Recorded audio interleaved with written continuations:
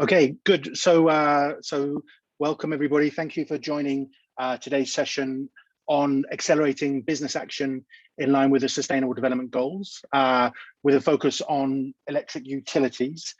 Today's event has been organized by the World Business Council for Sustainable Development and Tata Power. Tata Power is a leader in sustainable development and in India's power generation and distribution, and is part of Tata Sons, which is one of the world's best known and respected companies. I'd also like to thank ERM, who've helped to organize today's meeting and who played an important role in the development of some of the concepts that we will explore today. What I'm going to do is see if I can share my screen, and I'm going to set the scene for today. So let's do that. Okay, so I hope that you can see my screen. And let me just tell you a little bit about the World Business Council for Sustainable Development.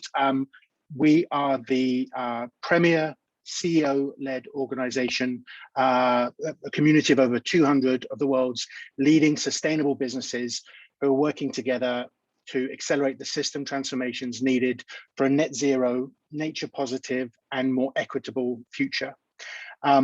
These 200 plus companies that you can see on the screen here include some of the world's leading electric utilities companies, such as Acciona, Celsia, CLP, EDF, EDP, Electrobras, Enel Engie, Iberdrola, Kansai Electric Power, and Tata Power. Let's see. Okay, so I'm working out how to go forward whilst also speaking to you. So I think we're all familiar with the Sustainable Development Goals, along with the Paris Agreement. These set the agenda for action over the next decade. Agreed in 2015, business was identified as being integral to their achievement as countries use them to build their strategies to address the world's most important priorities. And from the beginning, at WBCSD, we've argued that companies that have a clear understanding of their SDG impacts will ultimately be better placed to generate value by capturing new market opportunities, better manage regulatory and reputational risks, and build resilience, and also be able to get access to new capital streams as the integration of environmental, social, and governance, the ESG data into these metrics get integrated into investment decisions. As that becomes mainstream, businesses that understand their impact on the SDGs will get access to more and cheaper capital. But how to understand and how to take the steps needed by business, how to accelerate these, effectively, given the scale of the SDGs, and underpinning our approach with companies to building understanding and to setting an action framework has been sector roadmaps. And this is going to be the focus of our discussion today. The outcomes of some work that these 11 electric utility companies that I mentioned earlier, they work together to explore and develop a joint global vision for how the sector can best contribute to the Sustainable Development Goals through collaboration, through innovation, and by leveraging their influence as a sector and as individual companies. And the results were published earlier this year in a WBCSD SDG sector roadmap for the utility sector. This roadmap sets a new standard for global best practices on how the sector and its value chain can contribute to achieving the SDGs. But crucially, it's only as powerful and useful and effective as the use that it's put to. And so today is an important step for us, having published this work. Tata Power very keen to continue to engage companies that are utilities like them, as well as their value chain and stakeholders from government and civil society, to explain what they see as their role and what they see as the role of the electric utility sector in general, and how they want to act in accelerating achievement of the SDGs. So that they can build better understanding and form alliances, and not only Tata Power, but all companies in the electric utility sector can do that and be more sustainable. We've broken today's session down into 3 sessions, and we're going to have a break between each. So to begin with, we're going to focus on introducing the SDG sector roadmap and getting some perspectives from civil society, from research, and from government. And then we're going to have a break, and then we're going to come back and have a detailed look at strategies and solutions that electric utilities can deploy. And then lastly, in our 3rd session, we're going to look at the opportunities for collective action. Each of these 3 sessions will end with the opportunity for Q&A. So please put in your questions through the chat function as we go through, and we will do our best to answer all the questions that you have. If we are short in one section, then we will see if we can pick it up in the next. But as I say, each section ends with a Q&A. Just a couple of things on housekeeping. So the session is being recorded, and as well as it being watched through Zoom as a webinar, people are also accessing this event through LinkedIn and are viewing it that way. You'll be able to access a recording of this session, which we'll share afterwards and put on our website. And as I say, you can use the chat function in the main control tab to type in your questions.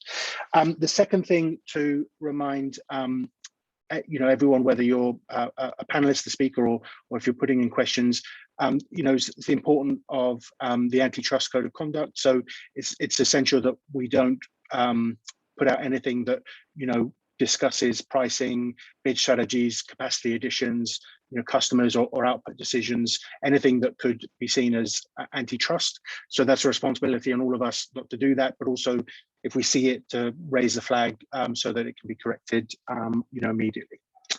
All right.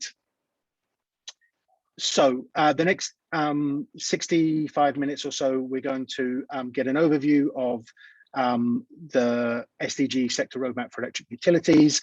We're going to hear from the leader of Tata Power, and then we're going to hear from research, government, and civil society. It's a pleasure now to introduce my colleague, James Gom. He's the Director of Sustainable Development Goals at the WBCSD, where he heads our engagement with businesses, supporting them in taking action on the SDGs. He has a background in business himself. He joined us from the Mitsubishi Corporation in Japan, where he was working before he joined us. So James, I'm going to hand over to you. Thank you, Joe. Good morning, everybody, or good afternoon, wherever you are in the world. Pleasure to be talking to you today. I'm just going to try and share my screen. So I might need to just stop sharing your screen if that's technically feasible, Joe. There we go. Just shoot up some slides here. So I'm just going to give you a little bit of an introduction to this concept of SDG sector road mapping and the work that WBCSD has done in this space, which has been pioneered by the electric utilities sector. So just a little bit of an introduction to this idea of SDG road mapping. What is an SDG roadmap? What are we talking about when we're talking about these roadmaps? Well, first of all, let's start with the SDGs themselves. I think Joe teed it up nicely, explaining the SDGs, which many of us are familiar with now, this multicolored wheel of opportunity. The key thing to note, this agenda, although it is an intergovernmental agenda put forward by the United Nations, fundamentally will not be realized without strong engagement from the private sector. Business has a critical role to play as an engine of employment, a driver of technology and innovation, a source of finance, and through its capacity to protect and promote human rights throughout global value chains. So business has a critical role to play when we think about the SDGs being realized. And one other quick note as well, in the context of the strange times in which we find ourselves, there have been calls from some quarters saying that the pandemic has thrown the 2030 agenda and the SDGs so far off track that we're never likely to recover on this road to prosperity by 2030. Shouldn't we be dropping everything else and just focusing on the pandemic?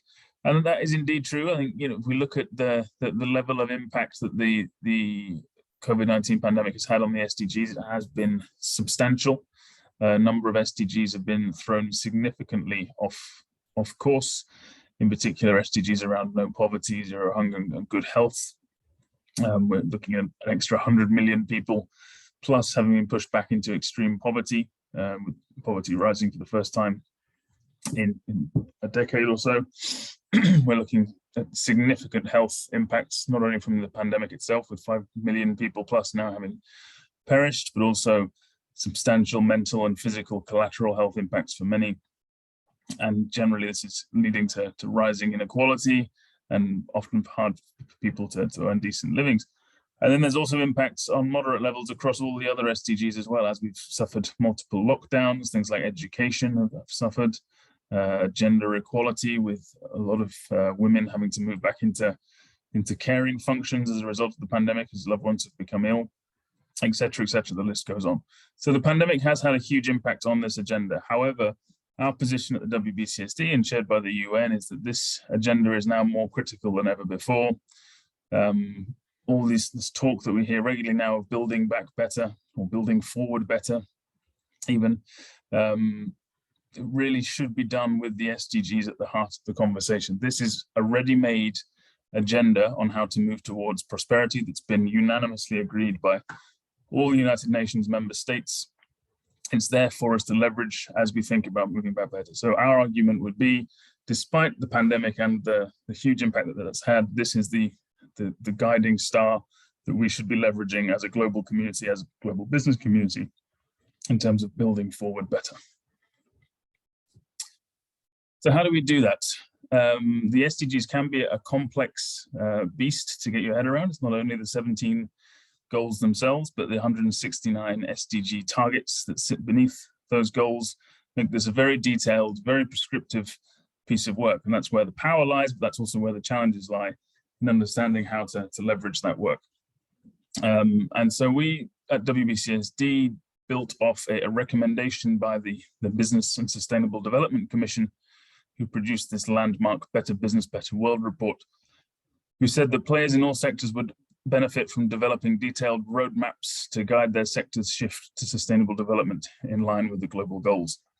And we thought to ourselves, well, that's all very well and good. It's great to have a roadmap, but how would one go about building a roadmap in a robust way, avoiding accusations of what we call rainbow washing in the world of SDGs, of companies just paying lip service to this agenda without actually really fully understanding it. So how could we create something that would guide companies in terms of maximizing their potential to contribute to the SDG agenda? And so with that in mind, we developed a set of SDGs. And those guidelines followed this sort of simple structure. First of all, looking at the current position of the company, so outlining a value chain map and identifying where the sector's activities currently interact with the SDGs, and assessing where they have potential to either increase positive impacts on the SDG agenda or to decrease negative impacts on the SDG agenda. And that allows you then to look at those interactions and then establish which of your SDGs that you're looking at are priority for your sector. So that's really to understand where you currently play and which SDGs are most relevant to your industry. And then the next step is about trying to really understand where you have the potential to do more moving forward. So looking at developing a list of potential impact opportunities. Where could you do more to mitigate negative impacts and drive more positive impacts? And that's quite a lengthy and complex process and an iterative process to refine and shortlist the impact opportunities that you have there. And then once you've done that, having identified these key buckets of activity that you think are the key things that your sector can do, then trying to set short, medium, and long-term actions to advance those opportunities moving forward. And then finally, grounding all of that in an action agenda, looking at developing KPIs that can help to monitor progress, defining the baselines against which you want to measure that progress, and then implementing plans to monitor and communicate how you're doing with that agenda. So that's really the three-step process that we developed as part of this SDG sector road mapping guidance. And that guidance has now been applied to 6 different sectors, five different sectors you see on the slide here. The chemical sector launching their roadmap in 2018. We worked with the forest sector in 2019. The electric utilities roadmap came out in March of this year, and that was followed closely by the oil and gas sector roadmap, and then the tire sector roadmap. And in each of these projects, we've worked with a quorum of around between 10 and 20 companies on each different roadmap, also with various industry associations who've come on board to help broaden the perspectives and enhance the outreach ultimately as well. And these are quite complex, quite involved pieces of work. It's not a 10-minute read. It's a substantial piece of work diving into where the sector currently interacts with the goals and setting an agenda and an action framework to maximize the sector's impact on the SDGs moving forward. And should also note as well, those are global roadmaps that we've set up over the course of the last few years, but we've also advanced this agenda at a more national level in 2019, developing the Indian cement sector roadmap, and in 2020, developing the US farmers and ranchers in action roadmap for the Sustainable Development Goals, looking at US agriculture. So a framework that can be applied at a global level, but also equally impactfully at a national level, looking at how sectors within a particular country can drive progress. So that's a bit of the background on what roadmaps are and how we develop them. I'd like to turn now to the electric utilities roadmap that was launched earlier this year, and give you a little bit more information on that piece of work and how that's shaped up. So the electric utilities roadmap, we began this work a couple of years ago now. As I said, it's a complex process and lots to chew through, but we brought together a leading group of electric utility companies who are all aligned on looking for ways to explore how they could go beyond what they were just doing individually, which was substantial. All of these different companies really moving the needle in their own way on the SDGs, but how could they set a broader agenda for the sector as a whole, leveraging their individual expertise and capacity and translating that into a guiding vehicle and tool for the entire sector to leverage moving forward. And so we were very grateful for these companies for their leadership in taking that on, and the project chaired by the CEOs of Iberdrola and EDP. The first step, as harking back to our model, first step is to define your priority SDGs and how you're interacting with them. And this was the group, the collection of SDGs that the group identified as being core to their industry. You see some of the what you'd expect to be very familiar faces in terms of affordable and clean energy around SDG 7 and climate action, but also important incorporation of things like gender equality on SDG 5, decent work and economic growth around SDG 8, and SDG 15 around life on land. So a broad church of SDGs that were selected. And this was by no means to say that the other SDGs were not important. The group kept in mind that the other SDGs should be monitored and explored constantly as well. But these were the areas where the group felt that they had the biggest potential to drive impact. And the next step after that was to identify the impact opportunities, the key areas for focus where business could drive action moving forward. And these were developed across 4 different themes around climate and energy, around people and communities, around nature, and around circular economy. And the impact opportunities you see are laid out there. So firstly, we had decarbonising electricity generation in line with limiting global warming to 1.5 degrees. Then we had enhancing electricity system flexibility, resilience, and efficiency. Under people and communities, we talked about ensuring access to affordable, reliable, sustainable, and modern electricity services for all. Attracting and retaining a diverse and inclusive workforce, and then leaving no one behind in the energy transition and respecting human rights. Under nature, we talked about protecting, restoring, and promoting sustainable use of ecosystems and driving net biodiversity gains. And then under circular economy, we talked about realizing a transition to a circular electric utility sector. So those were the key impact opportunities that were identified. But of course, all of those things relatively high level, unless you get into the detail of what needs to be done. And then that's exactly what the report goes on to do. So for each of those impact opportunities, and I've just selected a couple here for visualization purposes, but for each of those impact opportunities, we then talk about the key actions that need to take place. Those actions are linked to the relevant SDG targets. They're linked, well, they provide an assessment of the level of impact on the SDGs that particular action would have, whether it's high, medium, or low. We assess the time needed to take action on that area, whether it's short-term, long-term, mid-term. We assess whether the sector has the capacity to lead that action or whether it needs to partner with others. And we identify other stakeholder groups that will be needed to advance that action. So quite a comprehensive assessment of what is needed to drive each action forward. So just as an example here, in this area of attracting and retaining a diverse and inclusive workforce, we talk about adopting policies to promote greater diversity and inclusion, equal opportunities and equal pay for all employees, irrespective of age, gender, disability, race, ethnicity, origin, religion, or economic or other status. And then you see other actions there about providing women with equal opportunities for leadership and learning at all levels of the organization's management, et cetera, et cetera. So you can see the level of detail that the work is going into is quite advanced. Another example here around SDG, or impact opportunity 6, I should say, around protecting, restoring, and promoting sustainable use of ecosystems, et cetera. And again, same format, here identifying 4 different actions that can be undertaken around water stewardship, mitigating biodiversity risks and having a net positive impact, improving and increasing access to knowledge and data on the local environment, and then collaborating with various other partners to drive those approaches forward and to measure impacts. So again, detailed series of actions to accompany that broader impact opportunity piece, which really adds a clear agenda, a clear line of direction needed to realize full impact on those SDGs.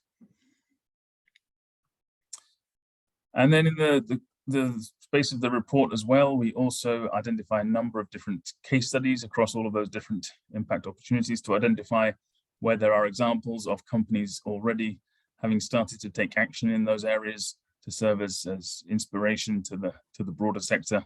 So highlighting projects that are already underway, that are already proving beneficial, that are already driving returns for the company, so that we can bring those examples and actions to life and make them more than just a list of actions on a page. So that's the overview of the electric utility sector roadmap. I'd love to go into detail of all of the 80-odd pages, but I'll leave that to you to explore. Just to say that the group of companies involved and WBCSD are now working to operationalize that roadmap, so it's not sitting static as a report on a shelf, but the group of companies, Tata Power included, and thank you for Tata Power for their leadership throughout that piece of work, are working to create a platform to advance that now and to bring other companies together from the sector to drive impact as well. Just in closing from me, I'd like to flag another few useful resources that may be of interest in this space. So there is a compact, relatively compact overview of how to conduct a sector roadmap called the SDG Sector Roadmap Guidelines, which you can find on our website. And this really lays out the process I was explaining of how to conduct an SDG Sector Roadmap with case studies from the various roadmaps that we have produced and endorsement quotes and perspectives from the individuals that have been engaged in those processes. So please do have a look at that if you would like to learn more about the process or would like to consider conducting a roadmap for any sector that you're involved with. More broadly on the SDGs, we have developed at WBCSD an SDG Essentials learning tool. So this is an online tool that you can use to upskill your colleagues and employees on the SDGs, why they're important, what they mean for business, and what business can do to take action. There are little quizzes embedded in this site as well. So it's a 10-minute crash course on the SDGs, basically for you and your staff. And then finally, for a bit of slightly lighter but still important interaction with the SDGs, we have developed also the Good Life Goals, So these are different actions that individuals can take in their daily lives to support the SDGs. So for each SDG, there are 5 actions that we've identified that you can take on a day-to-day basis to play your own part individually in the realization of this agenda as well. So please do check that out if you're interested. And all of our material on the SDGs is available at WBCSD's SDG Hub, so sdghub.com. There you'll find all of our resources, but also a collection of all of the other key resources in this space that we think are useful for helping you to navigate the dynamic, complex, but essential SDG area. But I'll stop there and hand back over to Joe. Thank you very much, James. And a reminder to everyone listening, if you have any questions for James or any of our other speakers, please put them into the chat. Now we'll come to Dr. Pravir Sinha. He is the CEO and Managing Director of the Tata Power Company Limited, India's largest integrated power utility. He has more than 30 years experience of power generation and distribution professionally, and he's also a visiting research associate at Massachusetts Institute of Technology, MIT in Boston, and is also a distinguished visiting scholar at the Faculty of Engineering and Architectural Science at Ryerson University in Canada. Dr. Sinha, I'm very glad that you can join us, and please do share your perspectives. Thank you, Joe. It's a pleasure to be participating in today's event on discussion on what should be the business action line with SDGs, and especially the focus on electric utilities. And as you rightly mentioned, the report was published by you, by WBSCD, and this was published on 15th March 2021, wherein there were 11 utilities globally who participated. From India, of course, Tata Power was the only utility who participated. And especially considering what has happened in the last 2 weeks in COP26 in Glasgow, and the messaging that is coming from there, is that there is very little time left, and the target of 1.5 degrees centigrade or 2 degrees centigrade, we need to do many actions very quickly. And for a utility, especially considering that nearly 1/3 of the carbon emissions comes from the electric utilities, there is a much bigger responsibility and a much deeper understanding that needs to be done and action that needs to be taken. When we look at what's happening globally and what's happening in India, it's important to see that how countries and companies are talking about net zero carbon and what are the other interim steps that they are taking. Tata Power nearly 2 years back took a step forward and said that we need to demonstrate leadership, and that has to be by committing net zero even before India committed. And Tata Power said that we will do it before 2050. And I think we are now on track to do it, in fact, by 2045. And this is something that we feel very proud of taking the leadership position in this area. During the COP26, the Prime Minister of India made very big commitments. The first big commitment, of course, is net zero carbon by 2070. But I think the big things that he talked about in the medium term and by 2030 was talking about that 500 gigawatt of non-carbon generation. Today, the country is about 150 gigawatt, 100 gigawatt of renewable and 50 gigawatt of hydropower. And from 150 to 500 in 9 years is a huge, huge task for a country which had been just adding 10 to 12 or 15 gigawatt per year in terms of the non-carbon generation capacity additions for the last many years. So I think a huge task which is set up, and I'm sure the Indian utility and the government and the other stakeholders will play a very, very important role in taking this agenda forward. It also mentioned that 50% of the energy will come from renewable sources. And I think that's a very, very good commitment, very aggressive commitment from the government side. And I'm sure the Mission 500 by 2030 is something which all of us will work together to implement it and demonstrate about the seriousness that India and the Indian industry believes in championing the cause of clean energy. When we look at Tata Power, we not only participated in the report that was prepared by the WBCSD, but also we have been aggressively working with various other partners, stakeholders to see that how do we drive this and drive this in our businesses. And in this regard, Tata Power took a step that what are the few SDGs that we will work very closely. And we said in business, we will work on 4 areas or the 4 SDGs towards decarbonization, how SDG 7 and 13, we can become carbon neutral and also take various other mitigation measures.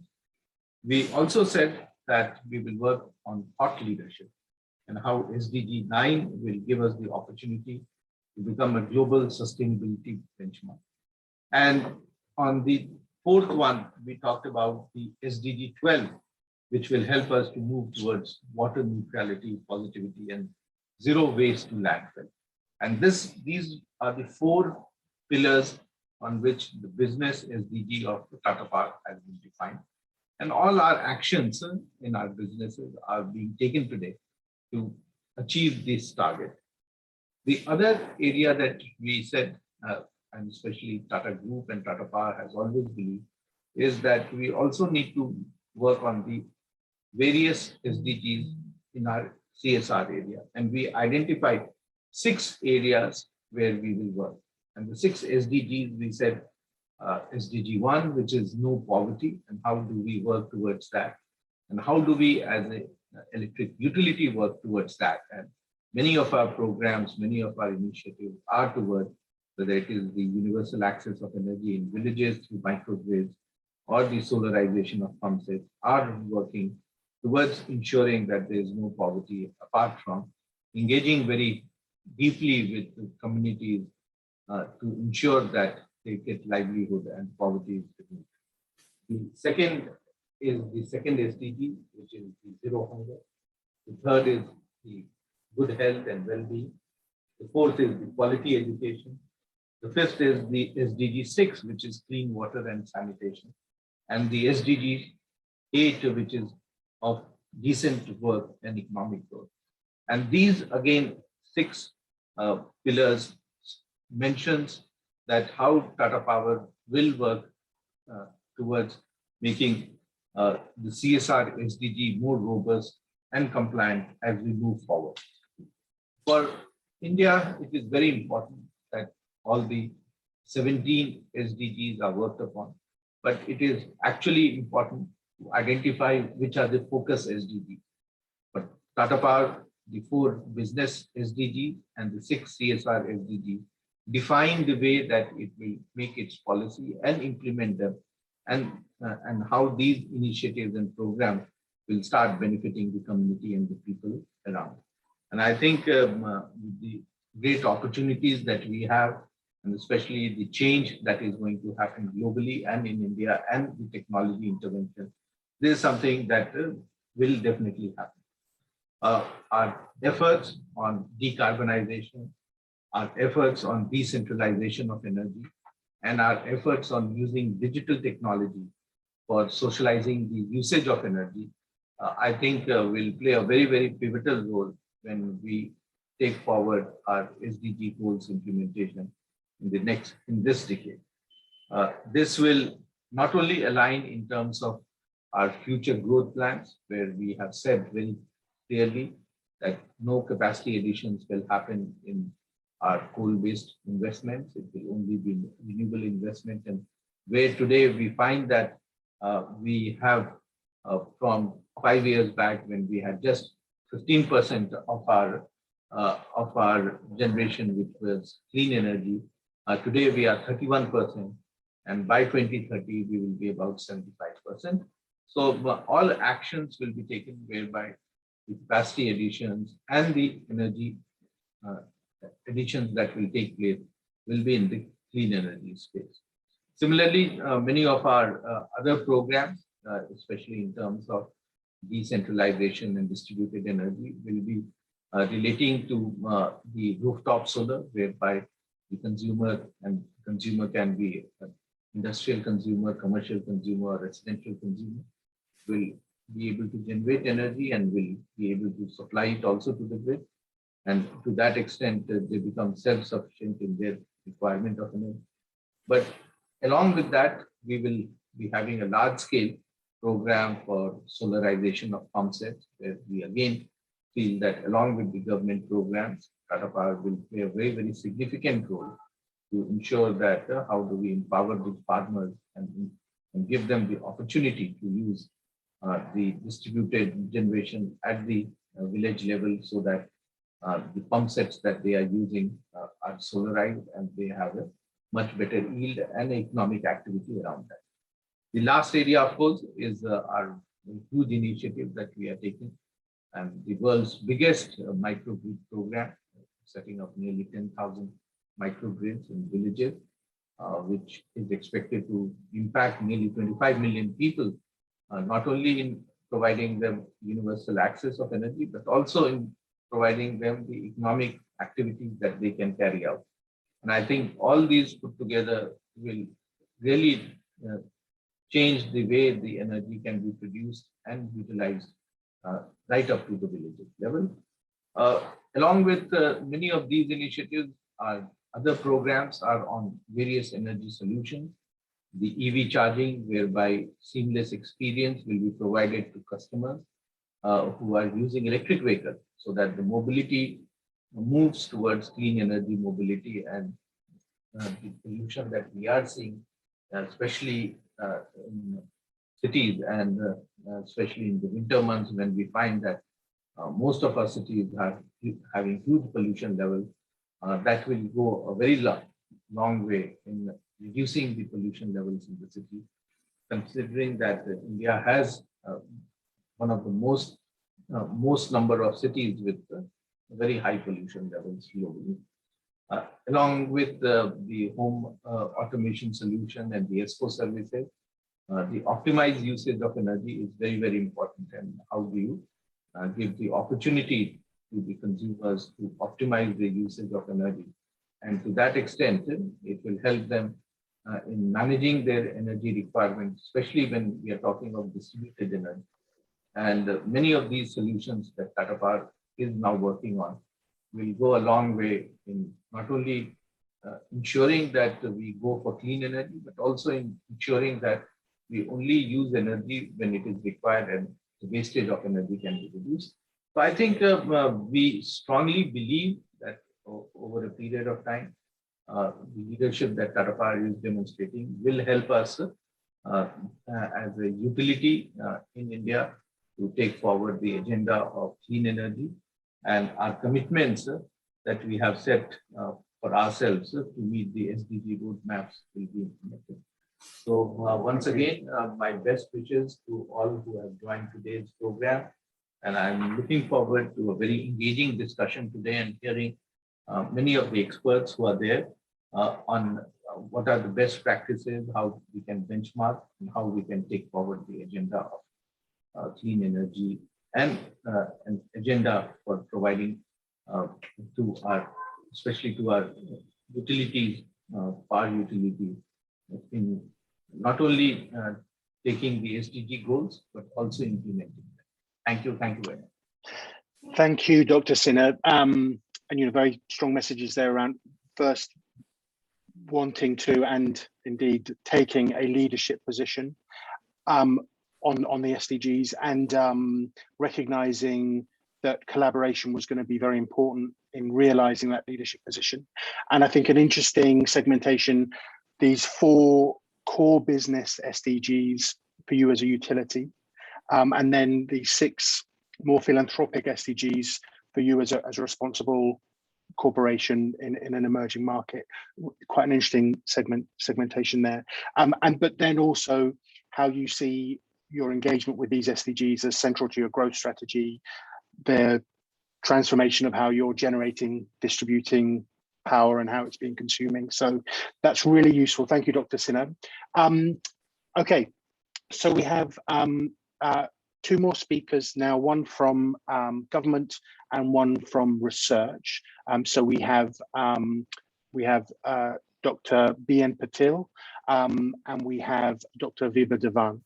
And first, I'd like to invite Dr. B.N. Patil, who's the CEO of Zilla Parishad of Jalgaon in Maharashtra.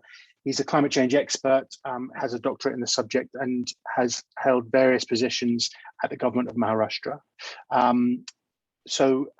We'd like to hear from you, sir, and then after that, we'll hear from Dr. Devan from the Energy and Resources Institute.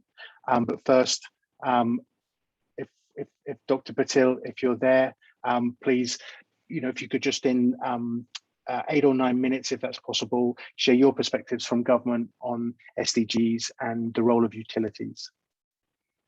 Good afternoon, everybody. Dignitaries present in the meet, World Bank representatives, Tata Power officials, and my friends. So I will cover climate change, its action plan, and how it is related to sustainable development goals through state government as well as our central government. We know that the history that humanity has always and will always adapt to climate, whether to move to best place suitable to support their culture and most important is livelihood needs.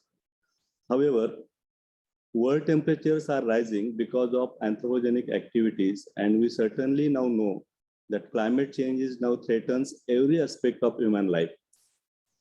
We have now significantly realized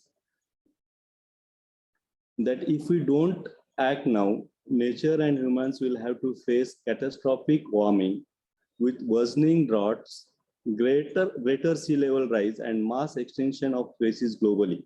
We face a huge challenge of increase in extreme events locally.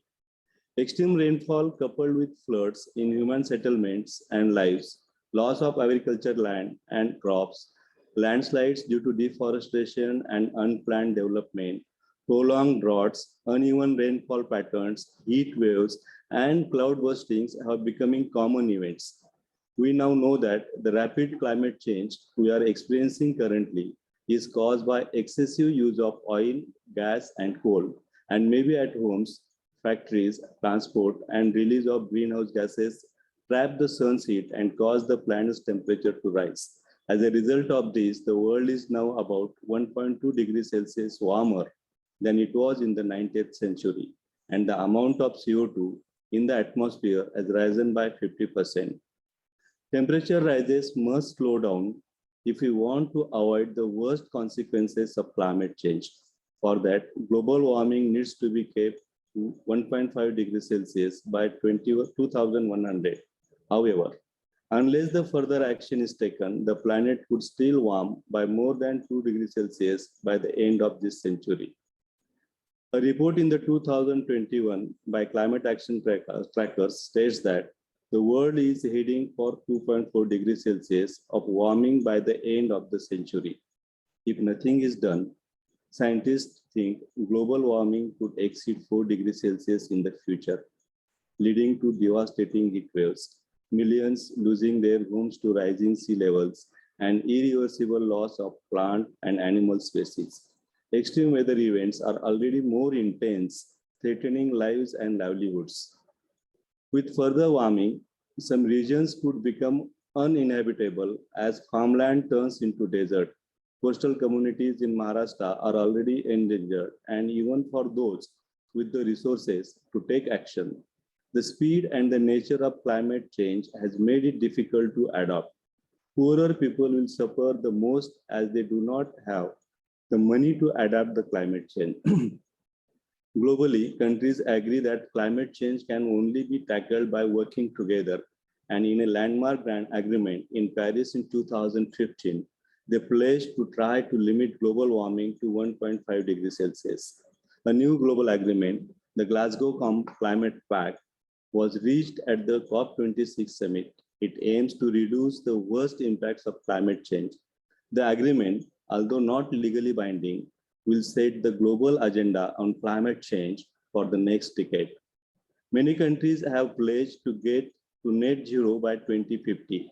This means reducing greenhouse gases emissions as much as possible and balancing out remaining emissions by absorbing an equivalent amount from the atmosphere.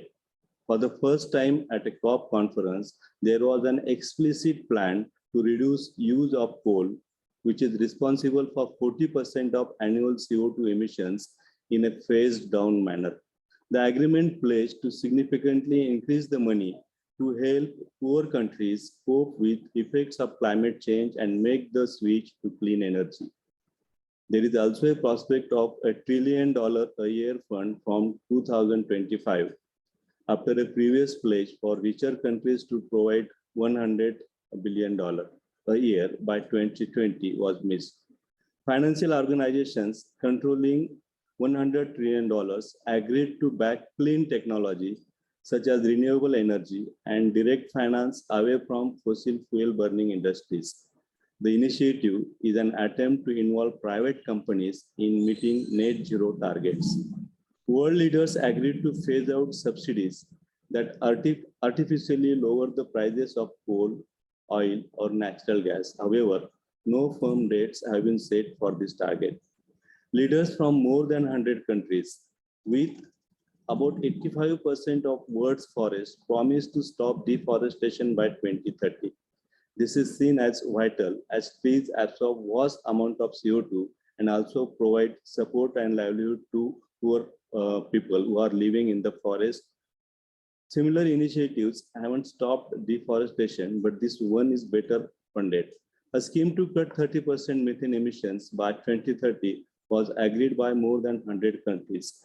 Methane is currently responsible for a third human-generated warming, though it has a short lifespan.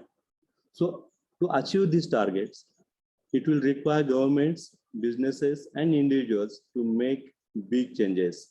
A small change in our lives can also help limit our impact on climate change. Like if we take fewer flights or leave a car free or use electric car, use electric or solar bicycles, develop a car culture of carpooling through electric cars, or adopt a tree or develop small dense patches of forest wherever possible.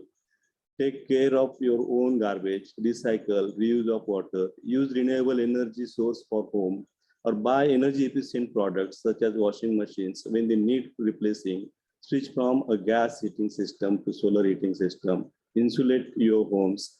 So at the COP26, if we see, India pledged to cut emissions to net zero by 2070, reduce carbon emissions by 1 million tons by 2030, and raise the share of renewables in the energy mix to 50% among others. As the energy secure future is essential for India's economy, which is recovering from pandemic while also battling sluggish growth. By 2030, India will reduce the emission intensity of its economy by 45%. That's of all greenhouse gases, not just CO2. A more ambitious target than the previous goal of 33 to 35% cut in its emission intensity from the 2005 level by 2030. So union government policies and schemes like FAME 1 and FAME 2, the PLI scheme and the scrappage policy encourages the use of electric vehicles and incentivize manufacturers. About 50% of Indian states have state policies for promoting the use of electric vehicles. Concessions to users include financial subsidy on purchase of exemption from road tax or registration charges and low interest rates on loans. So initiatives for bulk purchasing of electric vehicles for public sector or personal and public transport entities and last mile delivery operators is also included in the policy. So infrastructure development for battery and vehicle manufacturing, especially charging infrastructure and scrapping centers, is also a part of the policy. So Maharashtra has also published its e-vehicle policy and offers subsidy up to rupees 2,50,000. Further, Maharashtra state has its own climate change policy adopted in the year 2017. This policy promises or it promotes uses of more renewable energy. This comprises of solar water pumps for agriculture uses, as well as for drinking water supply schemes, solar water heaters for daily use, for daily bathing or daily heat water requirement, solar rooftops, PV panels, net metering to promote use of renewable energy. These are the major initiatives as far as energy sector is concerned. So Maharashtra has also started My Earth campaign, that is Maji Vasundhara campaign, through which it involves implementation of micro action plan at the local or village level.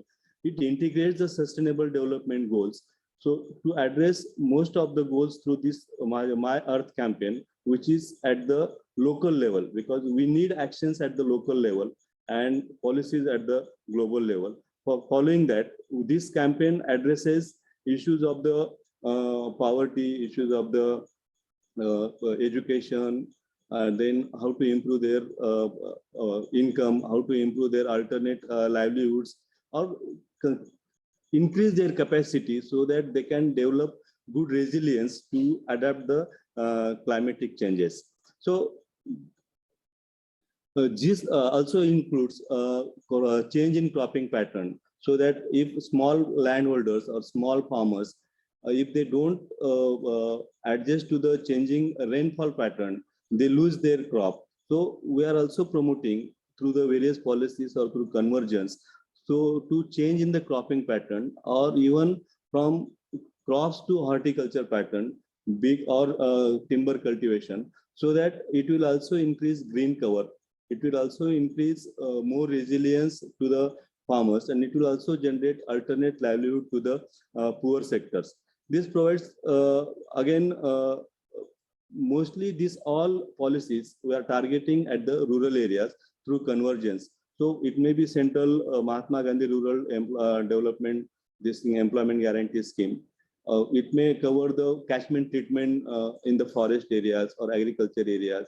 It also covers the recharging of the wells, recharging of the lakes or ponds or farm ponds. And in these farm ponds, we also encouraging them to have fisheries, so that online fisheries will also fetch them good income. So development of farm ponds, water and soil conservation programs have been planned and implemented in the state as per the requirement of sustainable development goals.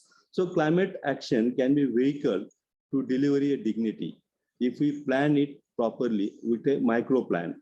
So opportunity and equality for all sectors of the people will also cover equal chance of development, equal chance of resilience development, so to cope with the climatic changes. Journey to net zero could be like invest in people's climatic efforts while prioritizing our 17 sustainable development goals.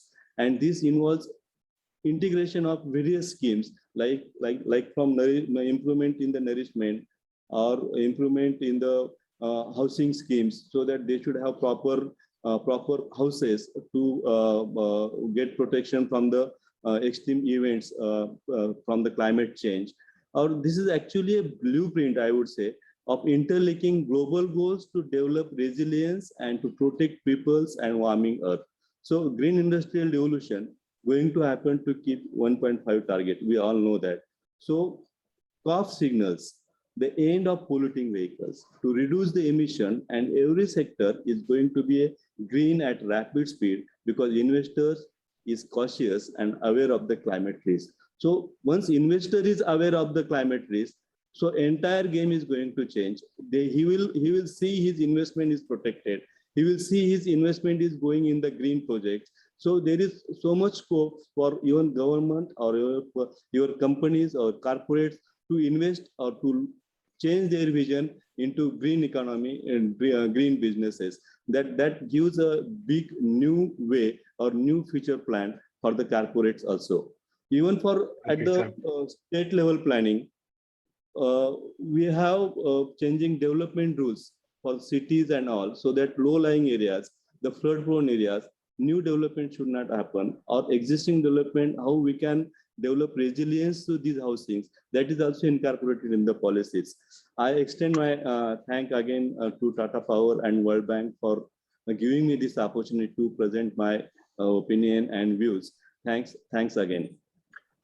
Thank you very much, Dr. Patil. And it was interesting to hear you speak not only of how urgent action is required, but also how it's across all sectors and all aspects of our life. And you interlinked climate action with action on nature and equity. And you spoke about how these things were all interconnected, and also bringing in the importance of the investor community as well. So thank you very much. We are getting some questions in. Thanks for that. We will do our best to come to them. I'm very pleased now to invite Dr. Vibha Devan. We're a few minutes behind. My apologies, and also with my apology, a request to keep your remarks brief if you can. Dr. Devan is the Director General of the Energy and Resources Institute, you know, an incredibly well-known and respected research center based in India, but known around the world. She's a fellow of the National Academy of Sciences India and has been actively involved in research and policy development at both national and international level. She holds professorships internationally too, but in the interest of time, Dr. Devan, I'm just going to hand over to you here. Thank you. Oh, you're on mute. We can see you well, but you're on mute. Yeah. Yeah. Thank you so much for giving the introduction, and I do realize we are running behind schedule. Well, really speaking, if we look at the clean and affordable energy access is a lever to sustainable economic growth and social equity. And India, as a country, we are poised to add 3% electricity demand annually. And it is that the development has to take place, and people's aspirations are also going to go up. So while we have to ensure that, we are also very conscious that we need to be clean as far as possible. And our Prime Minister has definitely shown the way to the world by making such strong commitments, which also puts a lot of pressure on electric distribution utilities and so on. It's also that in the last couple of years, it is also that the target of every village to be electrified with 100% electrification, the transition towards clean energy becomes all the more important. Now, when we look at SDG 7, it encompasses measures aiming to ensure clean energy access, energy efficiency, and renewable, like 50% renewables by 2030. And at COP also, the increased commitment of India that in a way showed the way to the world. Like we are talking about energy-based capacity to 500 gigawatts by 2030. And that shows that there is a lot of demand and commitment for renewable energy. We are also looking at the economic growth. And it was said earlier also that Maharashtra is moving towards e-mobility as far as possible. And that is the entire country perhaps is moving in that direction. We are also looking at the space conditioning, which is going to grow, and renewables will play a very important role. There is also consciousness in terms of enhancing energy efficiency, be the industrial, commercial, agriculture, residential sector. So everywhere that commitment or consciousness is coming. And there is also studies going on the management programs that there are, how can you reduce the peaks and lean periods, and how can we influence the behavioral patterns of the consumers. Now, Terry's study suggested that by 2030, integration of renewables can be achieved at no extra system cost as renewables with storage becomes a cheap competitor. Hence, utilities need to play a proactive role in optimizing their power procurement portfolio by promoting the large-scale deployment of clean technologies and other allied storage technologies. Moving away from conventional fuels should be a just and equitable one. Throughout the transition process, social inclusion issues will therefore require the recognition, inclusion, and empowerment of a diverse range of stakeholders. If we look at the world's progress so far on 2030 agenda, the Global Sustainable Development Report 2020, on the progress on implementation of 2030 agenda continues to be slow and disproportionate, with rising inequalities within and among countries. In some areas, the progress has either stalled or even been reversed, because it was listed that how the COVID has impacted negatively all over. The innovation for sustainability pathways to an efficient and effective post-pandemic future states that the world is not on track to achieve the majority of aspirational and ambitious SDG goals. While the world's inadequate efforts and slow progress have further resulted in negative health impacts of COVID-19, which in turn has cascading social and economic impacts. The pandemic has not just made it challenging to achieve 2030 agenda going forward, but even it threatened to arrest or reverse the progress made on the SDGs since 2015.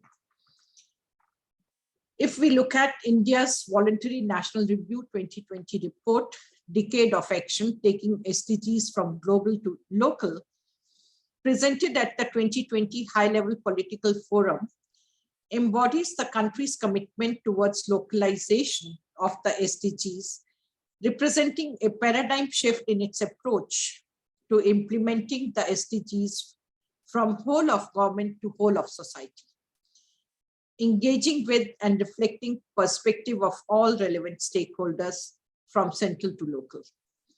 The country's 2020 VNR recognizes and acknowledges industry's contribution in the country's progress towards achieving SDGs so far, and the significant role that businesses are playing in this decade of action. And I was really, because compliment Tata Power, because they always, Tatas, they take the leadership role.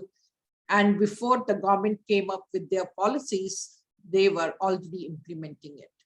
And I'm sure that the Prime Minister's commitment was basically based on the trust that the industries would follow. And for industries also, it is that there is commitment on part of the government. So sooner or later, they will have to follow that path. The role of private sector, surely it's very critical to achieve economic growth, poverty reduction, and taking country towards sustainability in the post-COVID world. To leverage the opportunities posed by the COVID-19 crisis, the industry need to rescale and recalibrate its model and come out with more resilient business models, viewing long-term resilience through the SDG lens. Integrating the key elements of sustainability, the SDGs provide a holistic framework for businesses to look at the socio-economic and environmental issues and ways to internalize them in order to prioritize their sustainability action and goals.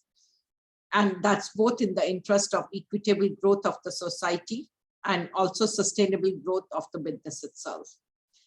Accounting for these externalities in planning and business models can improve companies' competitiveness, reduce environmental degradation, and enhance human well-being. TERI's work with 7 industry sectors in India, including ICT, automobile, oil and gas, chemicals, engineering, cement, and the power sector in partnership with the National Foundation for Corporate Governance, MOCA, GOI, on enhancing the role of businesses towards achieving the SDGs in India, underscores the need and relevance of SDGs to enhance and accelerate business action on sustainability in today's time. TERI's discussion paper, SDGs still remain relevant for accelerating focused sustainability actions by Indian businesses, articulate a call for action for Indian businesses to act on SDGs particularly in the post-COVID world. By means of its 7 key messages, it highlights the need to apply the SDG lens while evaluating business strategy and actions, illustrate how the SDGs can be used by business to design focused sustainability actions, and demonstrate the results that may be achieved when companies embrace and fully integrate the SDGs into their business strategy and actions. One of the key issues identified is establishing linkages between organizational goals and the national priorities, and a ready reckoner on the strategy and implementation part for gauging their contribution to SDGs. The call for action is aligning sustainability actions with SDGs in retrospective is predominant than being strategic. And insight is that a uniform policy may be necessary to ensure that a consistent and transparent form of disclosures is practiced in the long run. Various forms of reporting frameworks, both voluntary and mandatory, if merged into a uniform structure, may necessitate the senior management team and board of directors to view such alignment with SDGs through a strategic lens rather than a compliance exercise. The action point 2. If I could just ask you just to finish in 1 minute, thank you. Okay. So I'll just like to say that there are a number of companies like Shri Cement, BPCL, so there are a number of companies which have taken this very seriously, Indus Tower, their CSR and so on. And it is being seen that SDGs incorporates materiality assessment will lead to credibility and completeness. So I won't do any further. Maybe what I'll do is I'll put whatever I have prepared, and then listeners can have access to it. So thank you very much. You. I know we are late. Yeah, thank you, Dr. Devan, and that would be a big help. And thanks for sharing with us the reminder that the electricity demand, it's a growth scenario here in India, but that all around the world, this interface of climate, technology, regulation, and finance is transforming how power is being generated and distributed, and bringing it back to the importance of social issues, the just transition, which is, I think, a strong reminder of why the SDGs are a crucial framework. It's not just the Paris Agreement, but factoring in the social dimension, which the SDGs do, bringing together these 3 themes of climate, nature, and equity. Thanks for sharing your work with sectors nationally, and also for emphasizing this point about the growing importance of disclosures to investors and to other stakeholders who are looking for good quality information on SDG performance. Questions are coming in and they're being answered, and this is going to help us with time. So there's already a question on EVs has been answered in the chat. Dr. Patil, there's a question for you, but if you're able to answer it in the chat, that will help us with time. I would now like to introduce our last speaker for this session, Ms. Shloka Nath, who currently leads the Sustainability and Policy and Advocacy portfolios at the Tata Trusts, which is one of India's leading philanthropic foundations. She's also the acting CEO of the India Climate Collaborative, which is an India-led platform that's more than 3 years old now, founded by a group of philanthropies interested in continuing to accelerate India's development while also exceeding its climate goals. She's got a very impressive and varied background in media, in philanthropy, and it's a pleasure to have you address this group. Shloka, I'll hand over to you. Thanks, Joe, and hello, everyone, and thank you to Tata Power. I'm actually a big fan of Dr. Sinha and his leadership in the electric utilities space. And thank you, of course, Joe, and the World Business Council for Sustainable Development for inviting me to speak today. It's actually an honor to be here with all of you. Joe mentioned the ICC, and I think just to tell you a little bit more about ourselves, we're actually a first of its kind initiative to increase climate ambition in the country. And we've been homegrown by some of India's most preeminent businesses and philanthropic leaders, including, of course, the Tata Trust. And we function as a collaborative, bringing together really diverse voices in the climate ecosystem. We hope to increase investment in climate solutions, and we're looking to build a really strong climate narrative for the nation. And I think our mandate as a collaborative actually reflects in our audience today. All of you who represent different sectors, interests, and contributions, you're all puzzle pieces really that together make a larger movement. And as isolated players, our efforts, remain incomplete. It's only when we come together and we can leverage each other's strengths that we can overcome very stubborn systemic crises, be it climate change or decarbonization of the electric utilities sector. But to start with, I want to talk to you a little bit more about the Sustainable Development Goals. You've heard a great deal from our other panelists today. But the SDGs were adopted by the UN in 2015. It was a universal call to end poverty, to protect the planet, and of course, to ensure that all people enjoy peace and prosperity by 2030.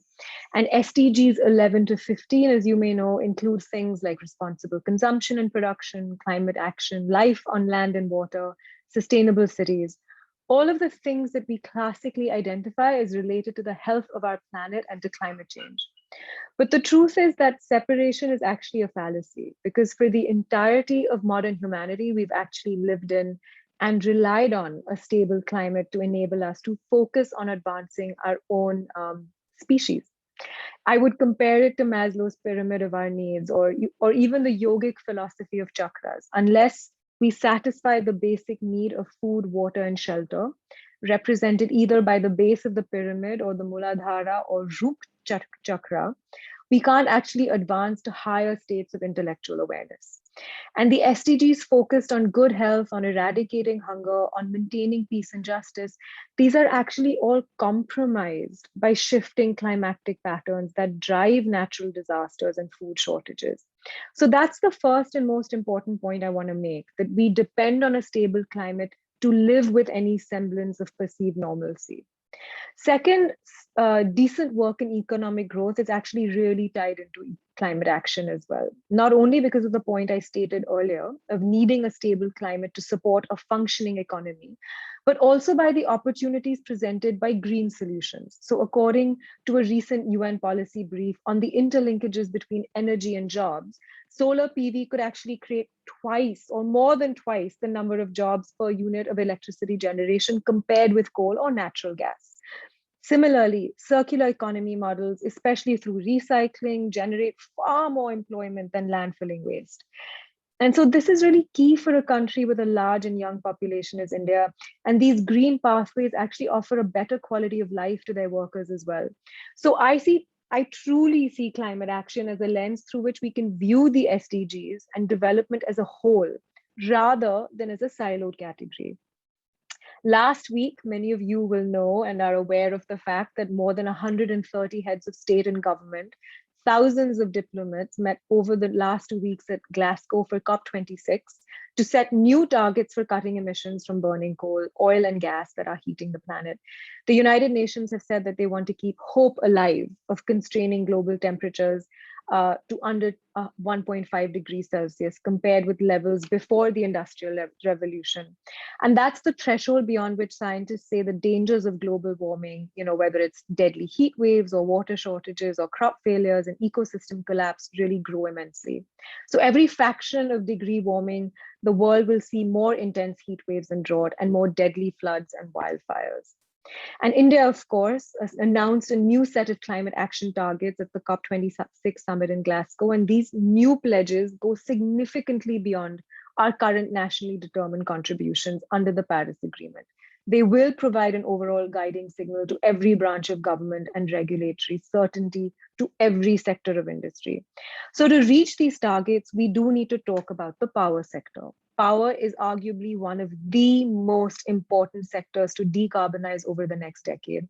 It accounts for nearly 40% of energy emissions, the most of any sector, and rapid decarbonization is needed not just to address these emissions, but to support the transition of other sectors to net zero.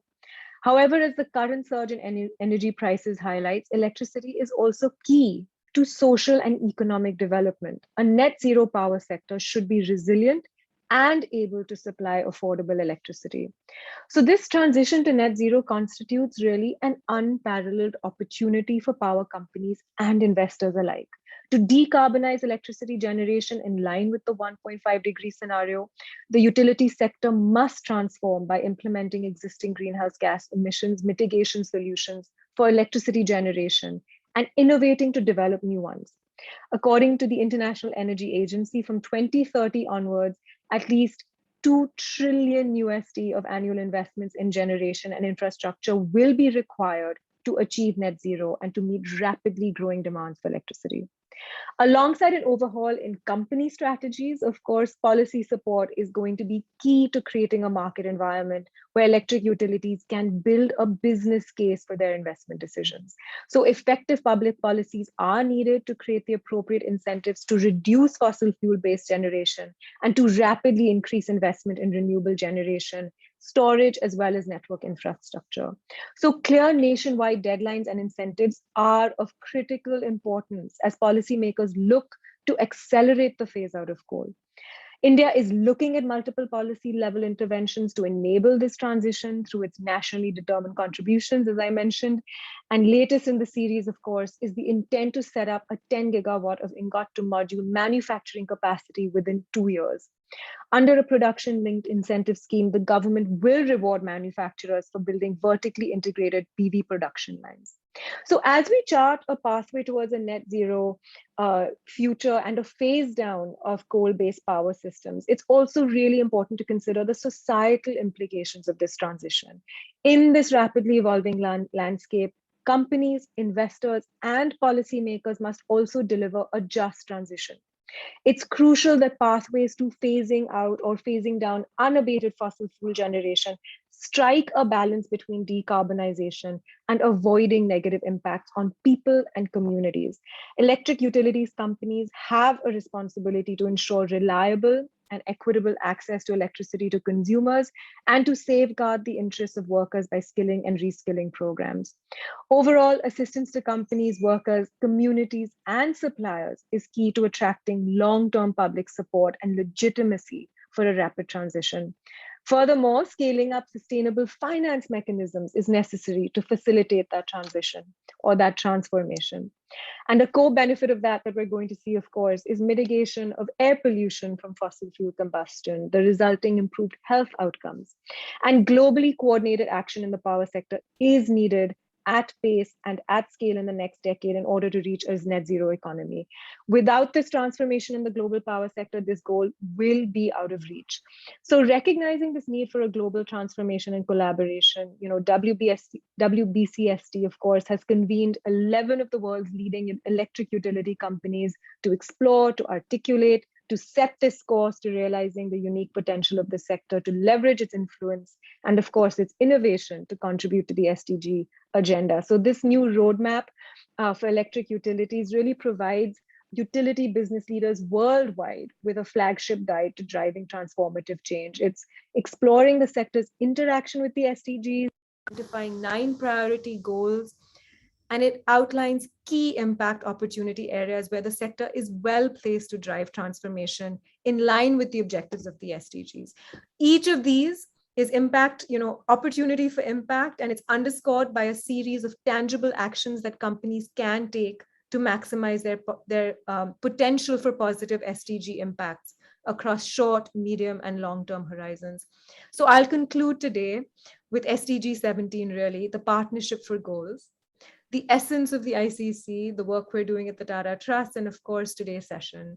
At the ICC, our mission is to bring together siloed stakeholders to formulate climate solutions that cross sectoral boundaries and really reinvent the systems we've depended on for hundreds of years. And that's really going to require us to work collaboratively because that is the lighthouse, to shift conversations, to bring people together in a direction towards positive change. And that's really what today's session intends to do. We have all the tools we need to build a better future, but we do need to work together. So with that, I will thank you again for inviting me to speak. Thank you for listening. And Joe, over to you. Thank you very much, Shloka, for everything you said, but in particular for highlighting the importance of supportive policies to enable the change that at the pace it's required. And it's a really important reminder, the SDGs, 169 targets, they're time bound, you know, we can measure them, and companies setting out where they see their responsibilities and their opportunities and what they plan to do as sectors is a really good way to engage with government in constructive, transparent dialogue about kind of policies that can help them get there quicker. So thank you for that. I'd like to thank all the speakers for your contributions, and in particular the team of Dr. Pravir Sinha, who are answering the questions in the chat. Thank you very much for that. In the interest of time, we'll continue to answer them in the chat. Also, Dr. Patil has answered the question for him in the chat. So because of time, please keep putting your questions in the chat and we will answer them there. A big thank you to all the speakers of this first session. We're going to take a 60-second break so that people can refill their glasses of water. And then we're going to come back for a panel discussion on exactly what the solutions and strategies are that electric utilities can deploy to seize the opportunities, manage the risks, and build their license to operate, especially around the SDGs. So 60 seconds. Big thanks to everyone so far, and we'll come back for the next session. Okay, thank you.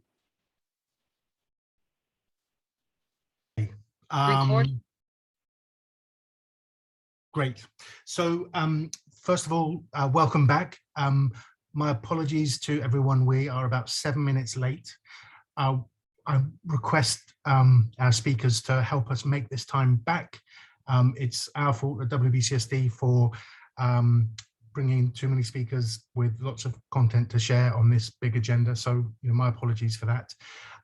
This next session is going to focus on the, I beg your pardon, is going to focus on the solutions and strategies that electric utilities can deploy.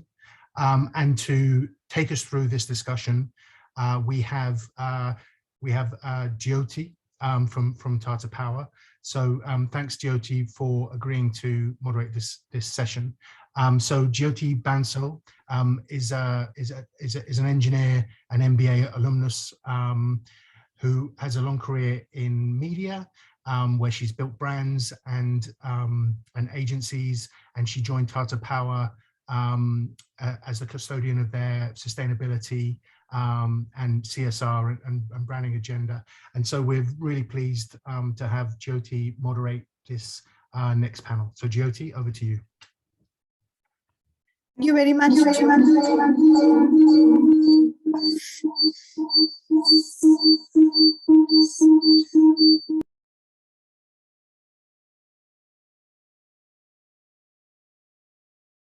Sorry, can you hear me? Joe, are you able to hear me? Yes.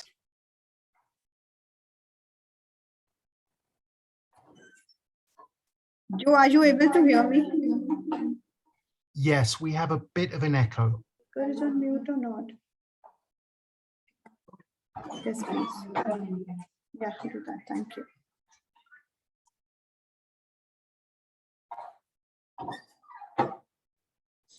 Sorry about that. Okay, no problem. I think the echo is gone. Am I audible and clear now? Yes. Okay, great. Thank you. Thank you. And yes, we will try to get the lost time back. A warm welcome to our fellow panelists, Mr. Eduardo Maura, Mr. Vinay Pritesh, Dr. Ganesh Das, and Mikkel. Very happy to have you here with us. I'll just do a very brief introduction of our panelists and then we will get on. So we have with us Mr. Eduardo Maura from EDP. He's the Deputy Director of Sustainability at the EDP Group, and he manages supply chain,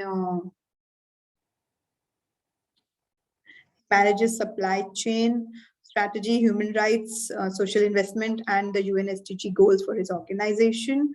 EDP is a Portuguese electric utility company, and it is recognized as the world's most sustainable electric utility. So we are looking forward to hearing from Eduardo about their experience in getting there. Also, Portugal is probably one of the few countries which is on its way to becoming coal-free as early as within a year from now. So we will be talking to Eduardo about that also. We have Dr. Ganesh Das, who's the Chief Strategy, Collaborations and R&D for Tata Power's Delhi distribution arm. And he is the CEO of the Clean Energy International Incubation Center. Dr. Das brings with him a rich experience of more than 33 years.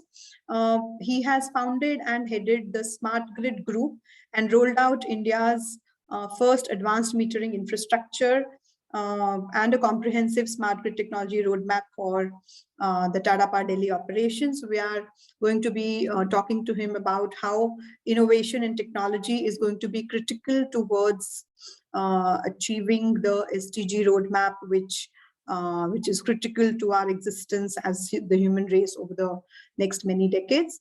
We have Mr. Vinay Pritesh. He's the Chief Financial Officer of JSW Energy. JSW is a large player in the India energy sector, and it operates in the transmission, generation, and trading sectors. There also, I think one thing which I found very interesting was that JSW sees itself as a part of the solution and not as a part of the problem. And I think that's what we are here to do today. We have Mikel Ortiz de Latero with us from Acciona. He's the Director, Environment, Social Compliance, Health and Safety and Quality for Acciona.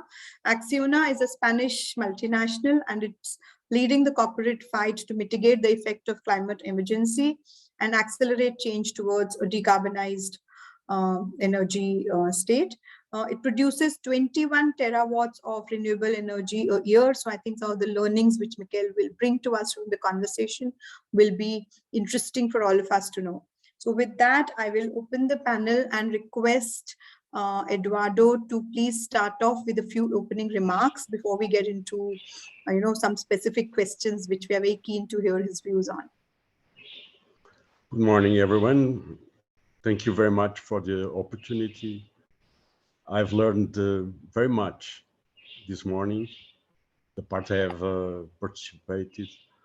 And I think the main question we have over the table is to get a full picture of the challenge ahead has, a full picture that is shared by every country and by every company.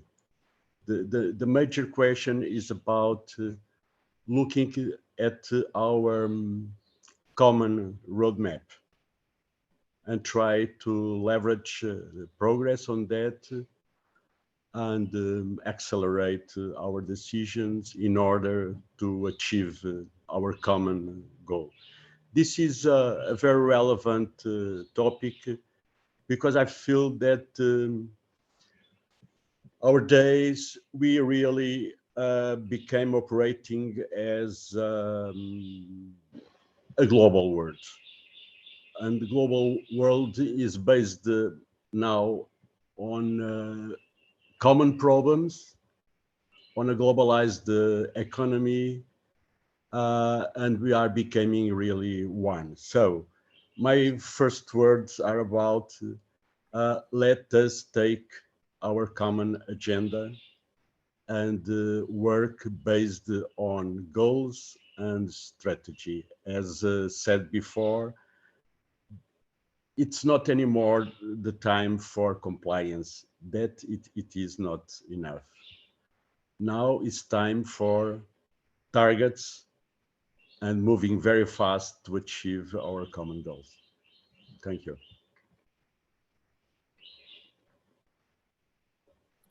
Thank you, Eduardo.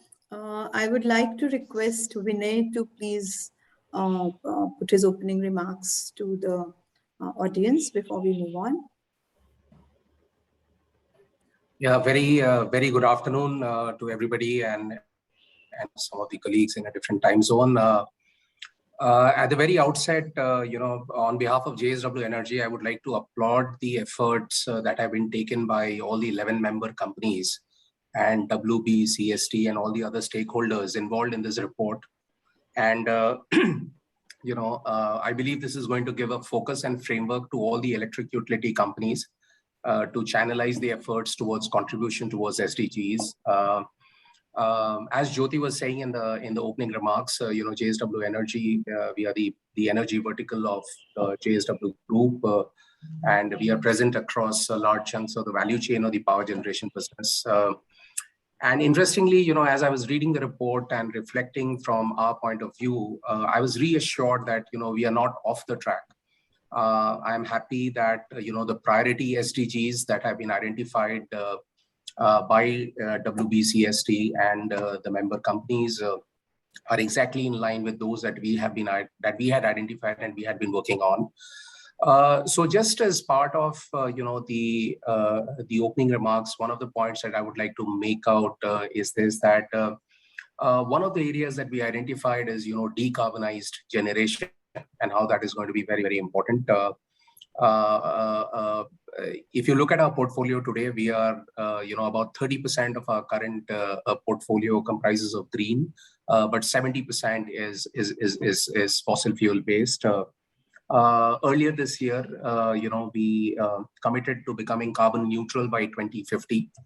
And in our journey towards achieving the same, we have signed up the commitment letter under the Science Based Targets Initiative, or SBTI, for the business ambition for 1.5 degrees centigrade. Those targets are under validation by SBTI, and we hope to receive the approval at the earliest. This target is in line with the Paris Agreement. Secondly, as part of the UN high-level dialogue on energy, JSW Energy has submitted the energy compacts in the first cycle. And since affordable clean energy is a prerequisite for achieving all of the SDGs and the Paris Agreement, actions defined in the energy compact can be directly linked to the NDCs. So as a company, we have set a vision of getting to a 10 gigawatt total installed capacity by 2025, by when the share of renewables in our overall portfolio will increase to 2/3 from the current 30%. And by 2030, we want to get to a 20 gigawatt installed capacity, by when the share of renewables would increase to almost 85%.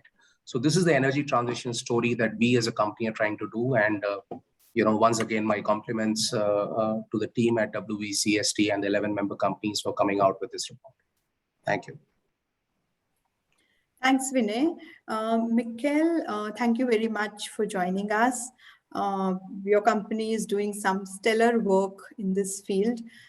So would you please like to open the session for us on their behalf? Thank you very much, Jyoti. Good morning and good afternoon, everybody. Thank you again to WBCSD for arranging for the report and also this debate. For me, the opening remarks are based on two words: urgency and regeneration. Urgency because we are probably the first generation in human history to realize the effects of climate change. And we are probably the last one that can do something about it to avoid these effects to be irreversible. And regeneration because following on what Eduardo was saying, is not the time for compliance. We need to do more, and we need to go beyond neutrality. We need to regenerate these effects to make sure that we revert and go back to a sustainable society. This is why we started 30 years ago in our renewable energy model, vertically integrated, and we believe this is the way we need to do, and fully support, therefore, the urgency spirit that the report is sending to the utility world. Thank you. Thank you, Mikkel.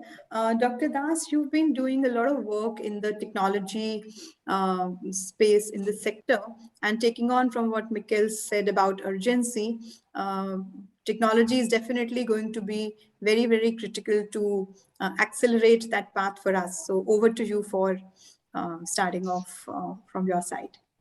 Thank you, Jyoti. Good morning, good afternoon, good evening to you all.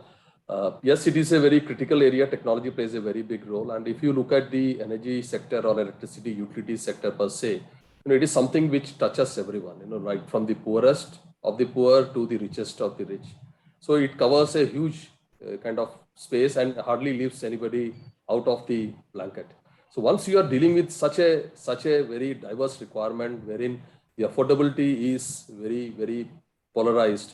So how do we really handle this kind of a situation? And where does the sustainability as a strategy come in? That becomes very critical to work around that. And if you look at the sustainable development goals, it becomes really difficult to look at all 17 of them together. So it's important to prioritize. So we need to, look at them, map the goals, prioritize, and then probably create a roadmap.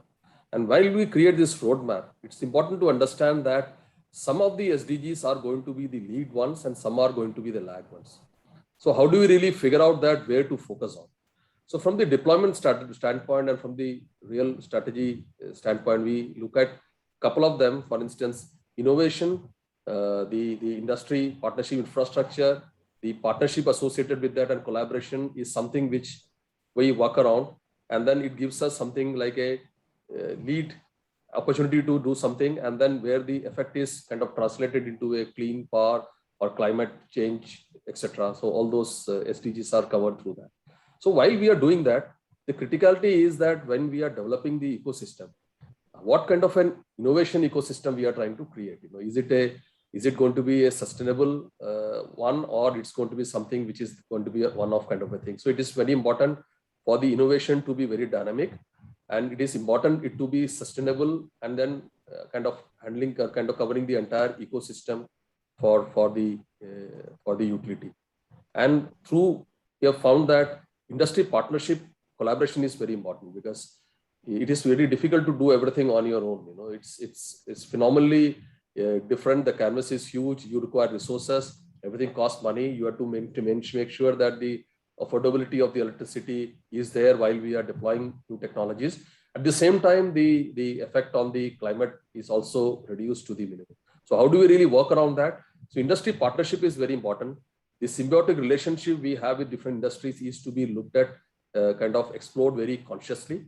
I can even make a statement that tomorrow's industrial park could be totally a symbiotic park where the very little wastage is going to come out.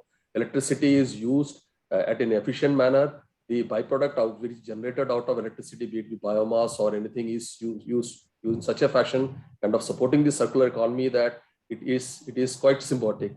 And then the academia also plays a very important role while we are doing that. So academia, role of academia, because it helps us to make the new product development very affordable and come out with very novel ideas. It is unique on that. And the startup ecosystem, perhaps smaller companies integrating the startup ecosystem into the utility larger value chain framework is also extremely important. I'll stop here. More discussion maybe. Thanks. Thank you, Dr. Das. And I think that's good sort of segue for us to pose our first question to Eduardo. So you've been part of the development of the roadmap along with 10 other global electric utilities. Also, you're part of a company which is on an accelerated path to becoming coal-free very early, maybe within the next year or so. We would like to know what have been your learnings during the development of the roadmap, and how are you at EDP working towards actualizing this roadmap? And then I think we'll follow it up with the quick coal-free roadmap that your country is on. Okay. Maybe starting by one aspect of your question. When we discussed under this project, the group, every company that shared opinions and developed the roadmap, we faced a huge difficulty. We need to speak about problems and difficulties. And the major one was about being prescriptive, or in the opposite way, setting goals and give companies the opportunity to select what fits best is situation. Okay, this is a very relevant question. For instance, if we discussed if we should write something about commanding the abatement of power plants as mandatory, coal-fired power plants? Well, it depends on country policies, on the level of the access to energy, the grid maturity or technology, and so on and so on. So there are a lot of topics that must be analyzed and organized and comprehended together. Okay, we don't have a single solution or a couple of solutions to everyone. So that's one of the big pain points and a major conclusion. So we defined, as well as SDGs are organized, that every company should look for a time frame and to arrive to that time frame in a certain profile, carbon neutral, leveraging diversity, taking care of the quality and ethical aspects of the supply chain, letting no one behind. So let's arrive to a moment where everyone is there achieving the same, let's say, outcome. The other question is how many opportunities or many solutions we need to look at. Okay, and that also depends on each country, each company, and so on. For some companies, probably it's interesting to jump directly from a whole technology to the most revolutionary technology. I don't know, I'm not defending anyone. For other companies, this shift must be more progressive, okay? In our document, we identify opportunities to look at, okay? That's the major points. Finally, how do we will report that? Based on wishful thinking? No. Based on strict indicators. Let me give you an example of an indicator. Total CO2 emissions compared with the added value of a company. Okay, so if you can progress in that indicator, we are demonstrating that we are aligned with the goal. That's one of the indicators we can speak about, and it is identified on the document. We have a number of other indicators. So the major question of the document is not only saying that you are adding value or collaborating with this SDG goal or that SDG target. The question is, how are we performing on that? And performing is based on indicators, and those indicators are defined by the United Nations, because SDGs have 3 layers. 1, the goal layer, 2nd, the target layer, and 3rd, the indicator layer. What we have done at EDP was taking those indicators and taking the goals and transforming those indicators as management indicators, linked to our public goals and linked to remuneration of the board and everyone. For instance, we have an indicator for accidents and fatalities. This indicator is very much related with SDGs. It's present all over. But the major point is it applies to me as well, to the board, as well to any worker at EDPs. So internalizing those major indicators in our daily lives implies that when taking decisions, analyzing a new project, we need to check the indicators because you are going to perform on that. If our target is very demanding or slower than that, it depends on the company. What do we think? And I think Miguel will help me on this. What do you think about the evaluation of our performance? We think that we'll need to expose ourselves to external frameworks and be analyzed by others, okay? Be analyzed by other stakeholders, shareholders, workers, through a framework of questions, mature, international, etc., will give us the best photo we wish. So don't think, for us, we try to don't think in our proud, if we are nice with ourselves. The point is how the world is seeing us, how our stakeholders are seeing, and stakeholders are local communities, our clients, our workers, are our partners in the supply chain, our investors, of course, okay, but also the global world. And the major idea is about a concept that Porter and Kramer put in place years ago, and that is very much about sustainability, to create added value, but in a perspective of shared value, adding value for every stakeholder. So also for climate, also for people. So my question is internalizing indicators in our daily lives.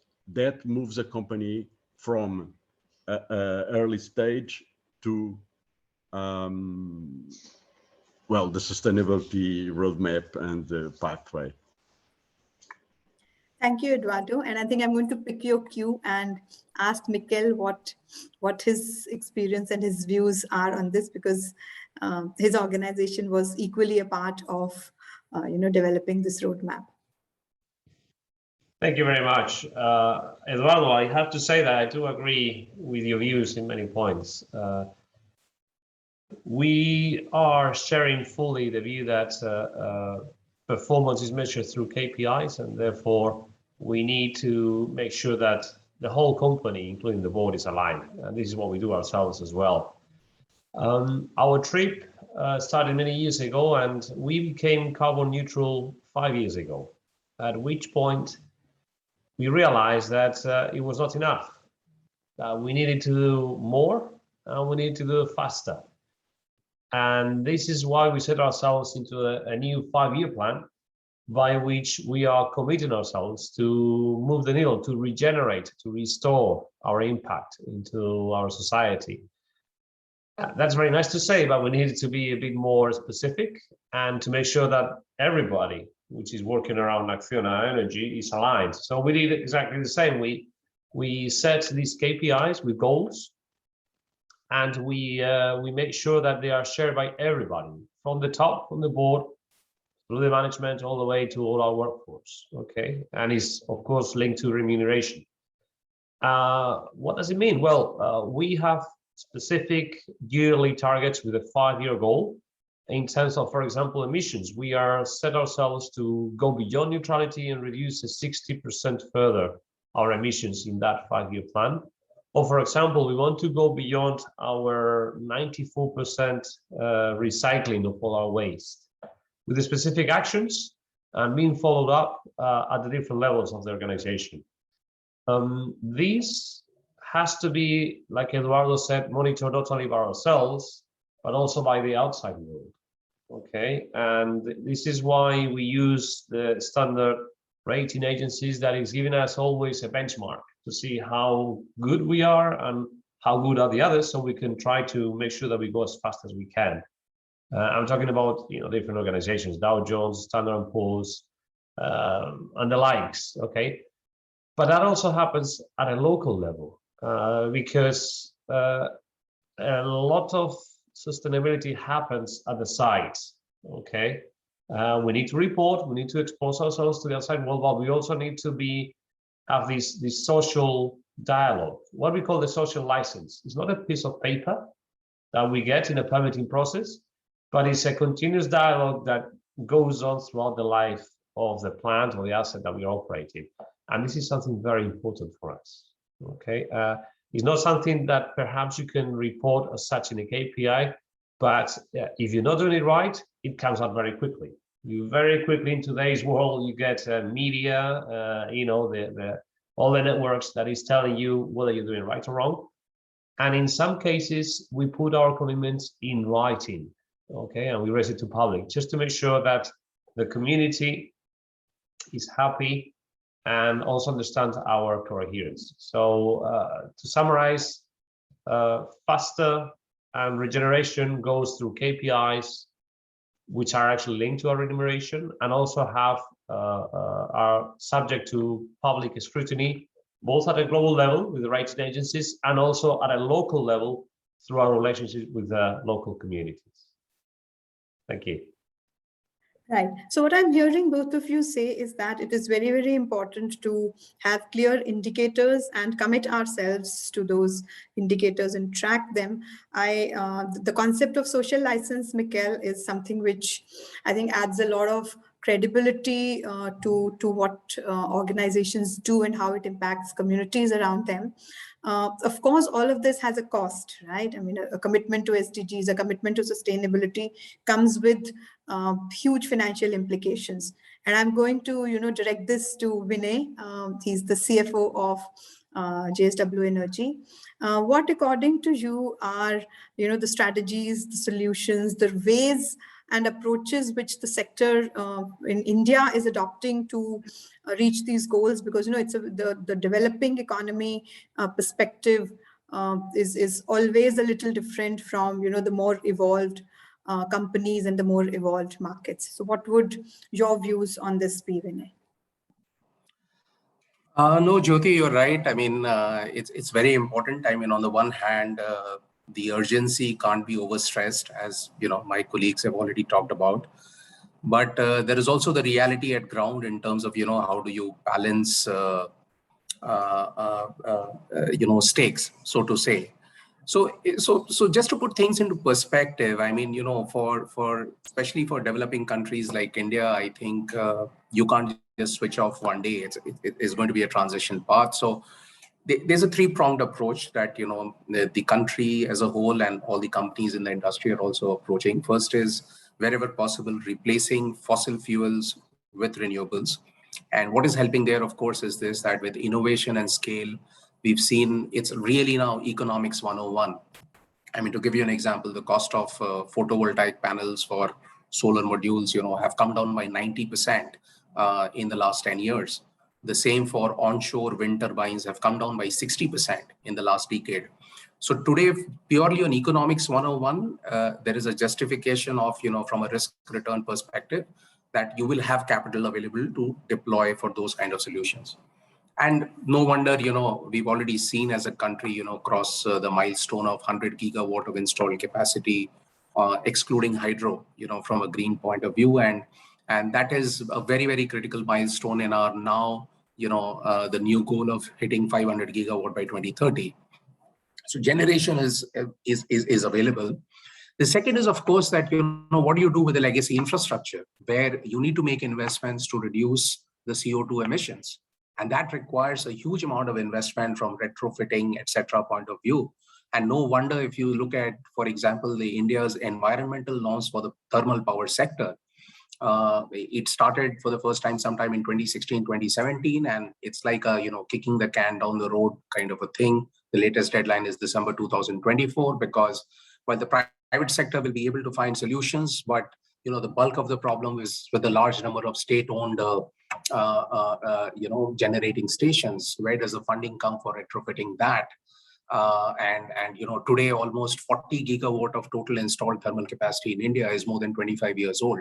So that is something where we need to kind of collectively need to find a solution. And the third is, of course, removing unavoidable carbon emissions through carbon capture, usage, storage, etc. So these are the three prongs. And I think that as you specifically asked from a strategy solutions point of view, depending on where people are in the value chain, everybody is kind of, trying to adapt to one of these paradigms. Right, and I think it's good segue for me to go to Dr. Das, because you mentioned that innovation and the ability to scale up new technology to ensure that we are able to deploy and adopt the new practices, which we all know that we need to in this literally race to save ourselves and our future for the planet. Dr. Das, you are working really at the cusp of technology, innovation, scaling up. You've been involved in a lot of incubation and working with the startup space. So where do you think that, all of this is going to help us in our quest to achieve the sustainable development goals that we all know that we do need to adopt and achieve? Thank you, Jyoti. I think it's been a great perspective coming from all the three speakers. And what I would like to say that when you are looking at innovation per se, we should not really complicate innovation, in the sense that it has to be very dynamic. We should not, the real trick to encourage innovation is when you are coming out with a new idea, it continues to have some sort of a medium term, short term, and a long term roadmap, and then it should continue on its own. So it should be kind of sustainable, looking at and the advantage of innovation is it is always current, in the sense that it always addresses the current problem. If sustainability is one of the requirements for the innovation today, you will find predominantly technology coming in would have an element of sustainability, or that addressing the issue of climate action also built in around that. And then the collaboration part, which we talked about, is important, and the collaboration here is we're talking about academic institutions who have got a lot of products and solutions, innovation at the edge of the lab. They struggle there. They are in the lab.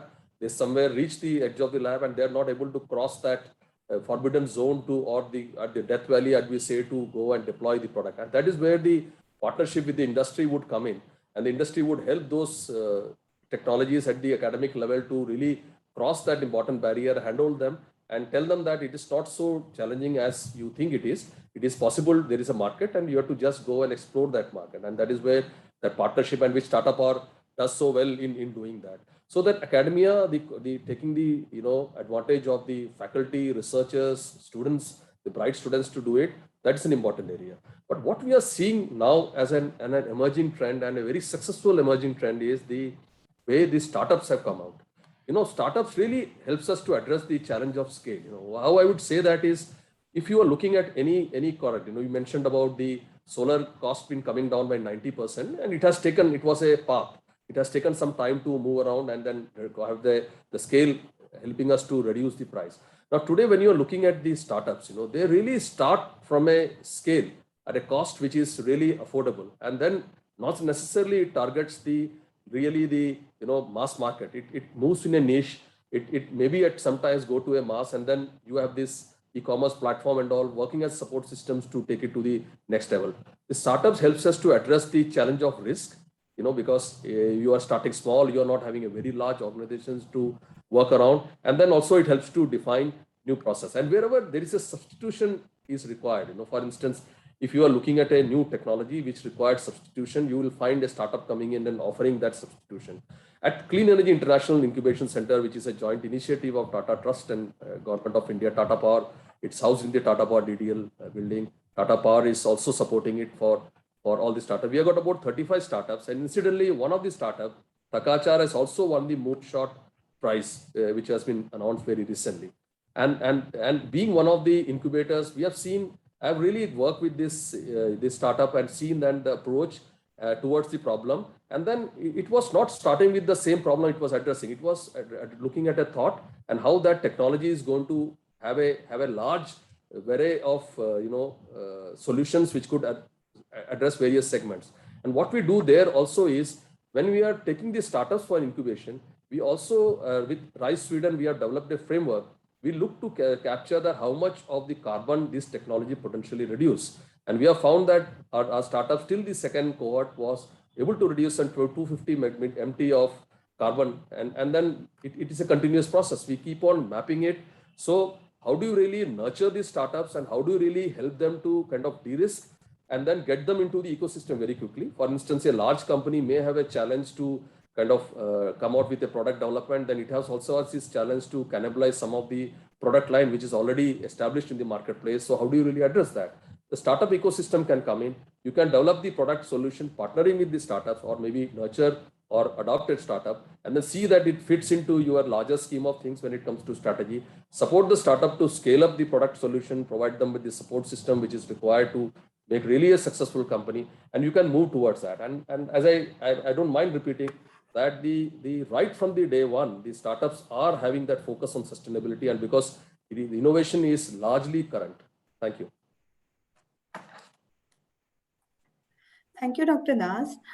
Mikhail, I would like to ask you, considering that from the India perspective, from what Dr. Das is saying, we have found this whole startup ecosystem and incubating new technology to be one of the interesting ways for us to accelerate our movement on the path to faster sustainable solutions.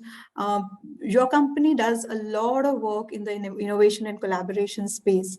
What would you think are the best ways for us to leverage that to move forward? Thank you. I fully agree with Dr. Das's view by which you need to take all the opportunities available in today's innovation world. We define it as innovation to sustainability, by which we set up an innovation ecosystem, which is formed by, of course, academia, universities with which we collaborate, but we also have added all these startups. We do open innovation, which means that we can tap to all these startups in the areas where our own sustainability plan tells us that we need innovation. In such a way, we try to breach over that no man's land that Dr. Das was mentioning, by which we bring sustainability to innovation, or innovation to sustainability, to make it sensible for the business.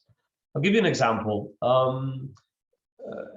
3 years ago, we started through this startup ecosystem to work with a startup that was giving us some insights into the use of blockchain to trace in a digital way the origin of our renewable energy. How do you know when you're playing your computer that the electrons that are coming to your computer are actually green or not green?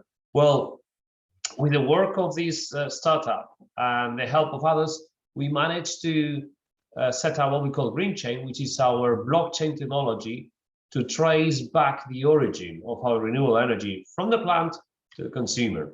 Okay, and we kept on working with the same startup, and we have developed it not just to trace the clean energy of the energy, but also to trace all the ESG attributes that energy has. So, for example, when a client in a part of the world is consuming our electricity, he also sees through this platform all the social programs or the emissions that we are cutting thanks to the electrons they are consuming. And now we are moving a step further.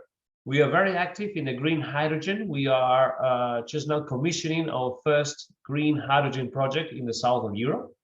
And we're facing the same issues. How do you trace back the origin of that hydrogen when eventually it's going to get mixed with gas in some applications? Well, blockchain again is going to help us to trace it back and to make sure that whoever is consuming that green hydrogen knows where is it coming from, what are the social attributes linked to that grams or kilograms or tons of green hydrogen, and how many emissions we are cutting thanks to the use of that. Fundamental to all this is the ecosystem, to work closely with the startups, to work closely with academia, to make sure they understand the needs of the business, and to make sure that the business makes use of those new technologies. Thank you. That's very, very interesting, Mikhail. What I would like to do now is to maybe shift gear a little bit to what has happened at the COP26 very recently, and open it up to all of you one by one in terms of what you see are the opportunities, what are the challenges? And I would like, Vinay, for you to address it specifically in the context of climate finance and the new announcements on reporting standards. And then I will move on to our other panelists. Thank you, Jyoti. Yeah, I mean, in a way, climate finance is going to be very, very key. We saw at COP26, India through Prime Minister Modi's deliberation reiterating, that the developed world's commitment to mobilize $100 billion annually as climate finance support to developing countries to meet the existing obligations towards carbon emissions is going to be very key. I think he talked about $1 trillion that is going to be needed for this decade. But from a climate finance point of view, there is already a financing available, but it is available in for certain subsectors. So let me give you a perspective. India saw a debut green dollar bond issuance, in terms of, trying to diversify access to a different pool of liquidity and international pool of liquidity for the first time in 2014, by one of the renewable energy generation developers. Now, let me share some statistic, with my fellow panelists and the audience here. Between 2014 to calendar year 2020, the total amount that was raised through multiple issuances, I think almost 17, 18 issuances, was just short of $7 billion through a combination of either green bonds or sustainability-linked bonds. In calendar year 2021 alone, in the first 10 months, counting November, as a country, we have raised another $6.8 billion. So what we cumulatively we were able to raise in the first 6 years is what we have been able to raise in this year alone. So this is a very small example. So totally as a country, we have already raised $13.5 billion. We, as a company, we did our debut green dollar bond issuance earlier this year in the month of May. It was over $700 million issuance for our green projects on the hydro side. It was a first ever green bond issuance by any hydro developer. And the response to that was amazing. We got almost 4 times oversubscription. So the limited point I'm making is this, that, there is an appetite, from an ESG funds, etc. point of view to allocate capital to green projects. But at the same time, it is not a complete picture. The numbers that are being talked about for us to get to 500 gigawatt, the incremental 350 gigawatt, that is a country that we need to build, requires anywhere between $2.5–3 trillion of investment on generation alone. So you have, where are the pools of capital available? One is, the domestic lending system, which has constraints of capital availability. And more importantly, these are infrastructure projects with longer asset life. So what is happening is this, that for long construction projects, 20–25 year project life, the liquidity that is available is only domestically, because international capital does not want to bear the construction risk related to project execution. So once the projects are executed, they are commissioned, they are seasoned, then you can recycle the capital by tapping into the international bond markets. Now, domestically, of course, while the government has talked about, a dedicated project financing institution to fund the national infrastructure pipeline, but we do need capital for that.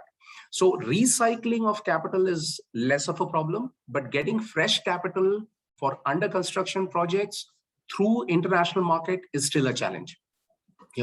So therefore, I think it's a part of the learning curve, so to say. That as it's like a chicken and egg thing, right? As people get more comfort with the risks and the appropriate mitigation measures put there, capital can be made available. But I think in that context, making sure that a large chunk of climate financing funding, and that has to largely come from either developed countries or through various multilateral financial institutions, where there could be certain projects which will be very necessary from an environment point of view, but maybe difficult to justify from a credit risk mitigation point of view. So how do you deal with those? Mikhail was interestingly talking about the hydrogen project that he's doing. We also, as a company, a few months ago signed a framework collaboration agreement for a green hydrogen in industrial applications.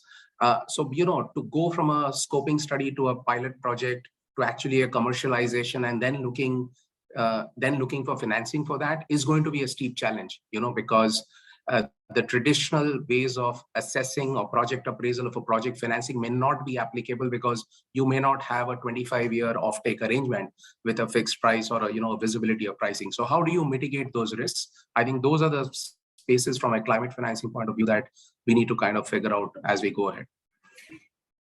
Right. I think there are some challenges there, and definitely a lot of work happening to try and get around those. Eduardo, I would love to have your views on this, considering you come from a country which is, I think, right up there on this roadmap and has, I think, found a way around a lot of these issues and concerns. So over to you. Thank you. Let me just give a word on the innovation discussion. Just to say, I agree very much what was said. That's that.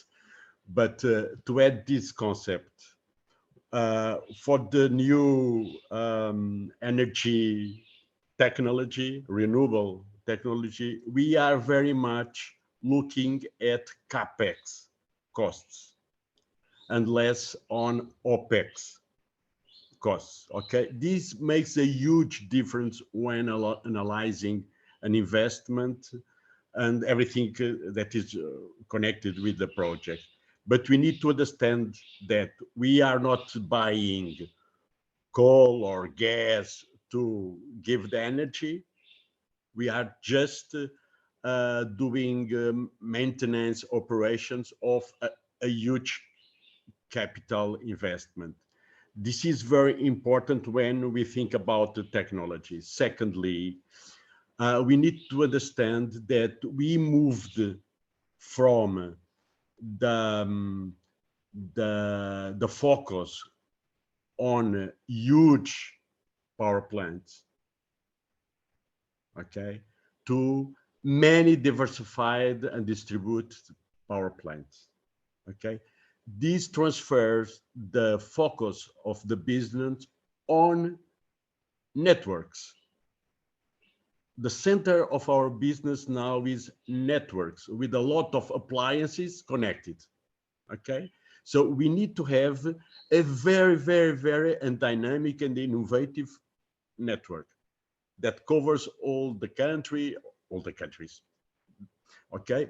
Those two points connected to innovation, that implies that we have now much more opportunities of introducing solutions, different solutions at small scale all over. So we are not anymore concentrated on huge power plants.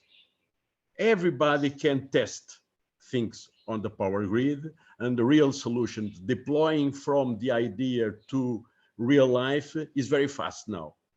And there it comes the opportunity to scale up with the startups and ideas from every part of the world, coming from the States to China, from China to the States, okay? You are bubbling in terms of innovation, that point. Secondly, taking your question, and I'm sorry for this aspect. What we see, reporting under a framework, it's useful for everyone. Mandatory reporting with details that fits the principles of responsible investment and informing mainly the financial sector. The financial sector needs to have detailed and comparable information, because the way the financial sector can tackle climate change is fundamentally by differentiating the credit and the debt policies, okay? If a major bank wish to state that we are contributing to decarbonization, well, they need to demonstrate that they give money to the real investors on the energy. So this is very, very interesting, because that mind shift really happened a couple of years ago, okay? When the global politicians and the sustainability sector understood that financing is the road that is the highway, let's say, is the highway to sustainability, okay? Joining investors, joining financials, well, creating the ecosystem for sustainability or renewable energy, okay? Very important. Let's take that opportunity. And as we had done at TDP, we define a target for changing our debt to green debt, okay? We will have a beta full green in a couple of years, okay? And that problem of getting the national or the international financing for our project, that I understand very much the topic or the difficulty, I think we need to introduce another aspect on the discussion to add to it. One, this aspect is more or less based on this idea. We have thousands of companies working on this area, the renewable energy area. They are all over the world. There are big companies, small companies, and the logic of the movement of the flow of the capital is moving always from low profit to high profit. It's changing depth. Well, okay, this is a very dynamic. We have a lot of money circulating in the world now, a lot of money. So if we want to take a stake on that at the international level, we need to join in joint ventures, mainly for huge risky operations like offshore, deep offshore wind, okay?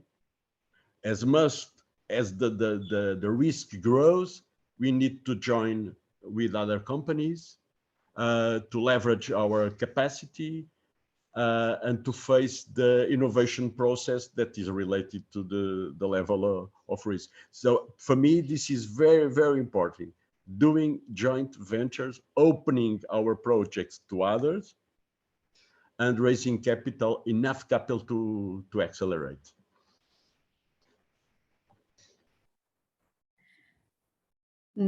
Yeah, thank you very much, Eduardo. I think there is some very interesting concepts and learnings for all of us there. I will just pick up the collaboration point which you raised and address my question to Dr. Das, who does a lot of work in the collaboration space. My question to you, Dr. Das, would be, how would you link what has been discussed, announced, debated at COP26 to the entire collaboration agenda? And I'm conscious of time, so I will address this question to you for a quick answer and then move on to Mikkel. And I think after that, we may have a little time for questions from our audience. I feel that, if you look at India, largely you're talking about net zero, end of the day. And then if you look at India, we stand in a very important crossroads. We have got a set of people who are very aspiring. The quality of life needs to be improved, the poverty improvement, more improvement to be done on the poverty level, and energy is going to play a very big role. And per capita consumption of energy in India, electricity in India, is actually below the world average and very much lagging behind many of the developed countries. Having said that, it doesn't mean that you need to spend more energy to be more efficient or more developed. We have to find a bimedia to really figure out that how best we work around the system. And that is where exactly the opportunities lie.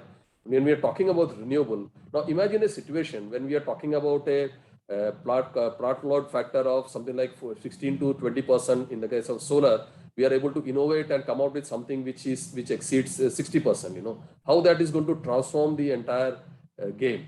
The kind of wind we can harness, I'm talking about specifically the renewable space. if you are able to harness the offshore wind which is there, if you are able to find ways and means, the natural calamities which hit India and other parts of the world, if you are able to some way kind of play ball with that and then try to use that as a leverage for various things. Can we work around innovation in that space? I think that is going to be important. So having said that, innovation continues to be an important area. We have to continue to work on new technologies, new processes, new way of working things. If we are going to use coal, is it some way that we can reduce the carbon emission? Is it some way that we can capture the carbon or use it for different symbiotic application if we are able to figure out around that?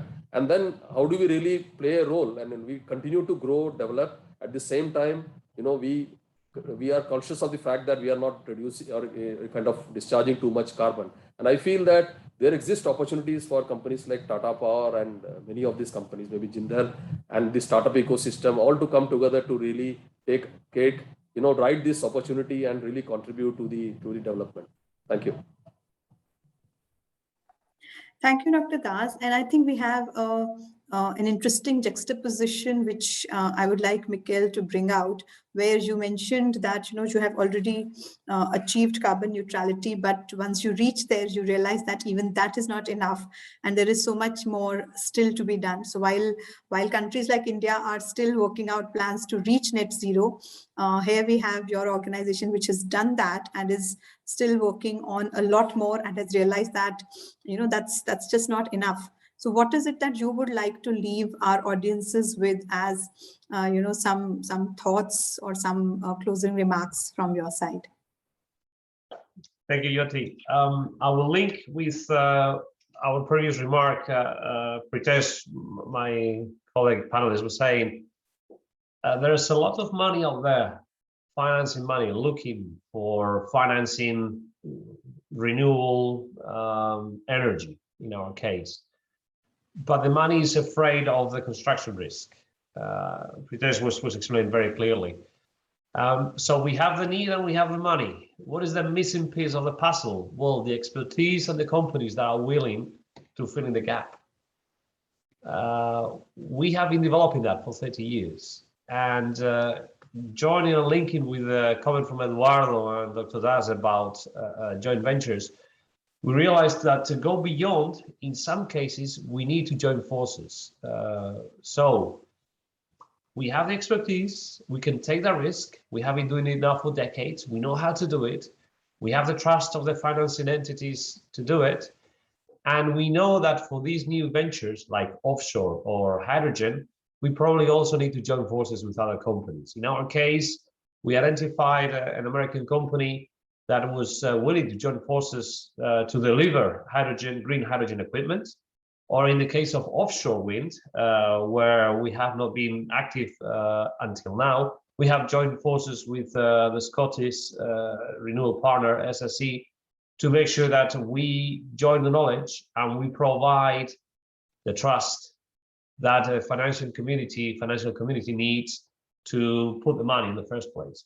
Once it's up and running, I agree, it's easy to find the money, but it's bearing that risk where we need to put our expertise on the table and fetch the opportunity, which, by the way, is going to become bigger and more common all over the world. So I do suggest that everybody attending this call may look for those opportunities with the expertise that they can develop, either at their own companies or together with other partners. Thank you, Mikhail. And I think we are just almost done with the time we had for the panel. It's been a very, very interesting and stimulating conversation. I think I've thoroughly enjoyed it. I hope you all have, and so have our audiences. Just 2 or 3 key points, which I think I've picked up, and I would just sort of like to leave them with our audience. One is that it is very important to have performance metrics very clearly defined, and then really put our commitment on the table, both from an organizational vision, mission, principle perspective, but also from a remuneration and financial perspective, because that is what then really helps us to follow through with them. The second big point that I've picked up is that collaboration, whether it is academia and industry, whether it is within the sector, one company collaborating with another, whether it is supporting the startup ecosystem, but that is really going to be key to unlock the true potential that we all individually have, but need to now really collectively unveil for the world to ensure that we reach where we need to reach as the human race. And the third thing that I picked up is that, of course, there is a cost to all of this, but that cost is probably much, much lesser than the cost of not doing anything. And our panelists have also, all agreed that there is enough money to do this. We just have to make sure that we are collectively putting out the right work, the right messages, and the right opportunities, and coming together to ensure that we are able to do this. So thank you very much. We do have time for, I think, maybe one question. Yeah, I'll just read it out. The panel has talked a lot about the importance of metrics, and that is obviously linked then to reporting. And if any of you may please pick this up, what are your views on the TCFD principles, which are becoming the standard in a number of developed countries and are still sort of catching up and being experimented with in terms of understanding and in the emerging markets? So how do you think that, these can be used by the sector to get financing for technologies which are the most forward-looking?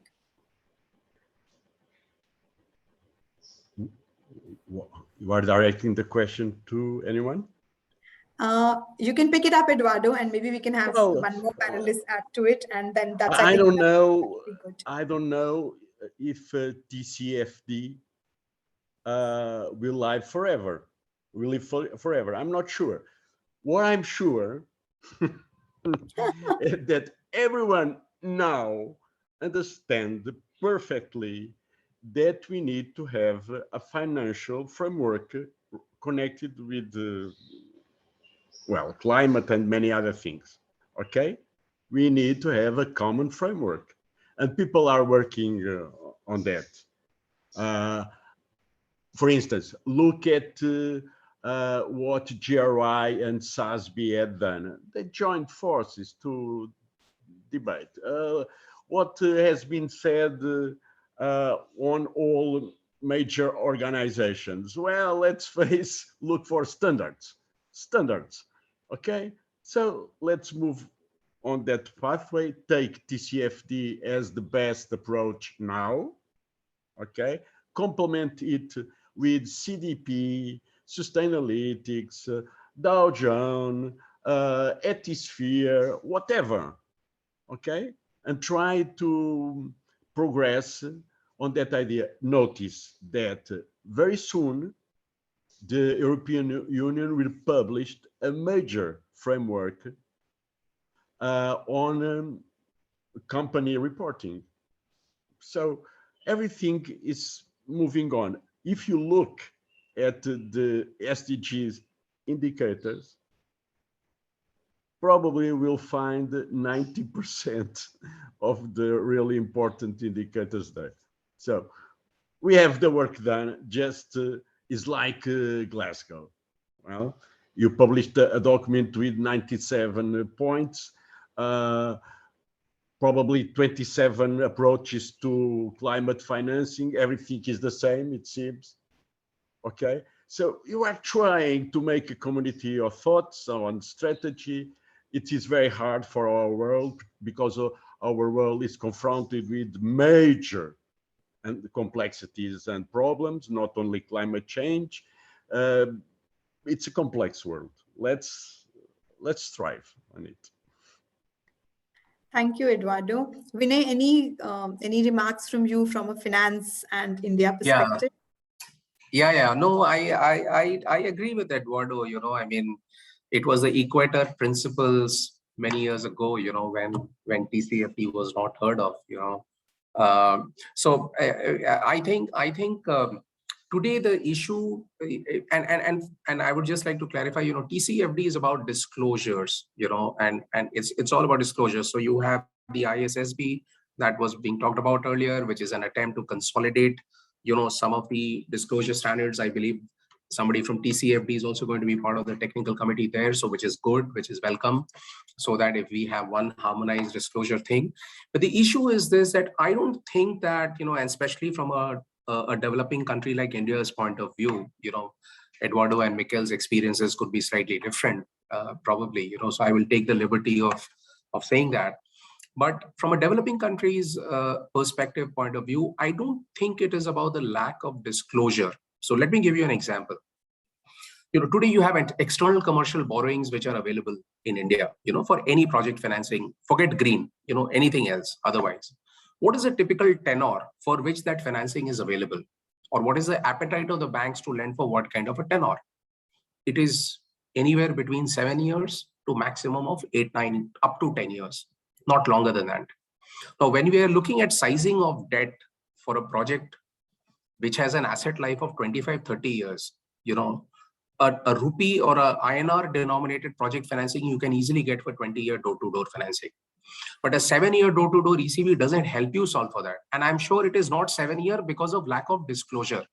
So just because somebody migrates to TCFD, I'm sorry for putting it across bluntly, no risk committee or a credit committee of a US dollar funder will be saying that, okay, now I'm happy to take a 20-year funding because it's an asset liability mismatch issue. So therefore, let's make an important distinction about how much of capital is not being available because of lack of appropriate disclosures and standards. That is one thing. But I think for bankable projects, credible developers, it is not a question of disclosures. It is a question of the pool of capital itself not being conducive for that kind of risk.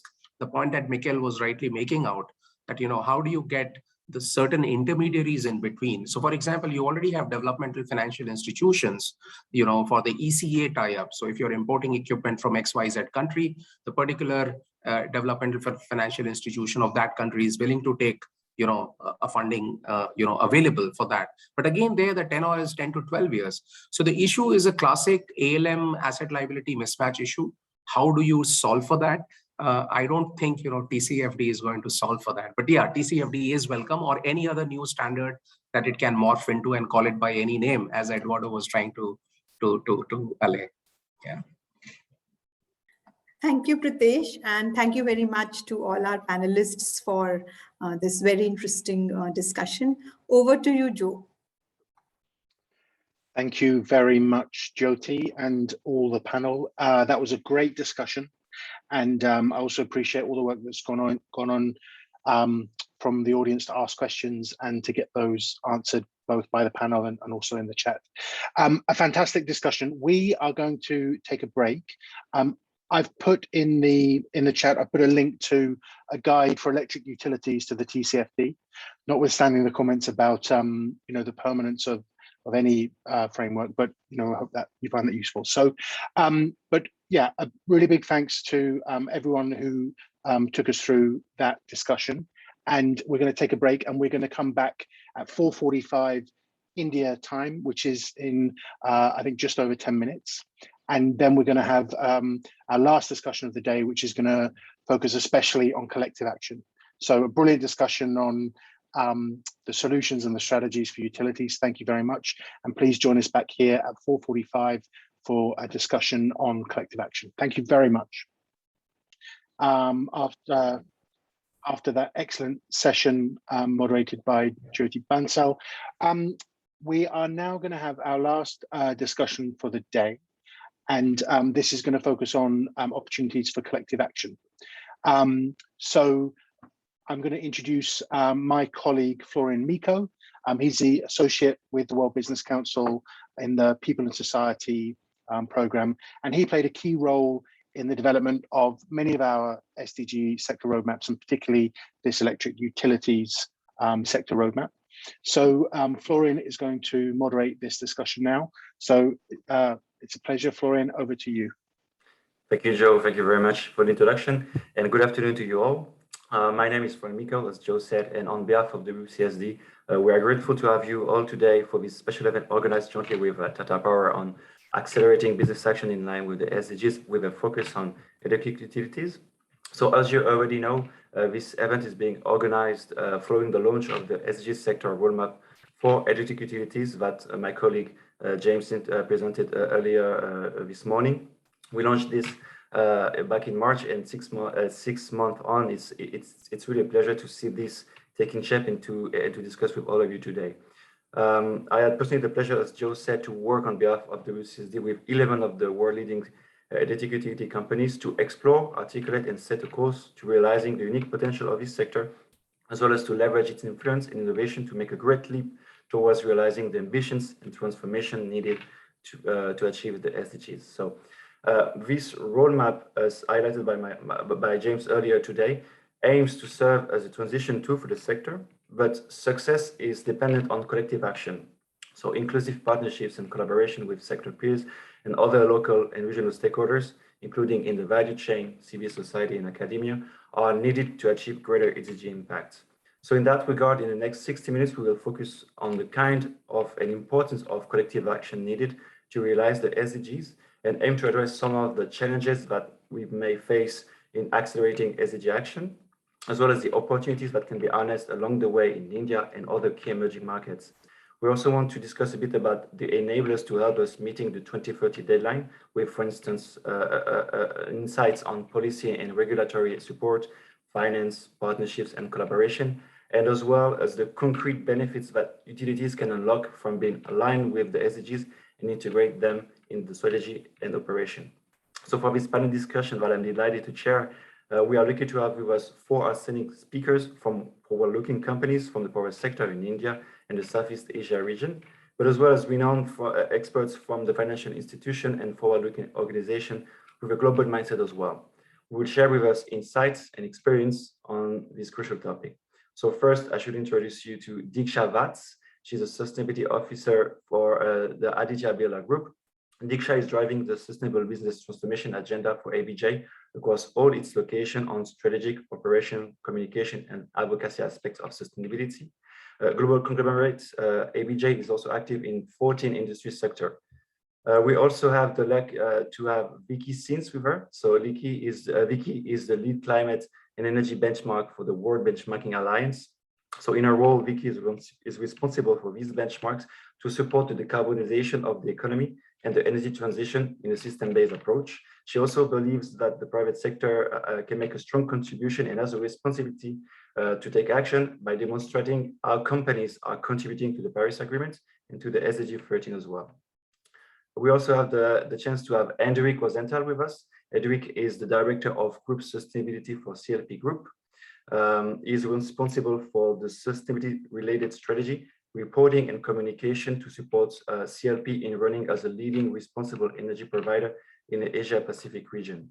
CLP Group is actually one of the largest investor-owned power businesses in Asia-Pacific, with its investments in Hong Kong, mainland China, India, Southeast Asia, Taiwan, and Australia. And fourth, we also had the chance to have with us Dr. Ishan Purohit, energy specialist at the International Finance Corporation of the World Bank.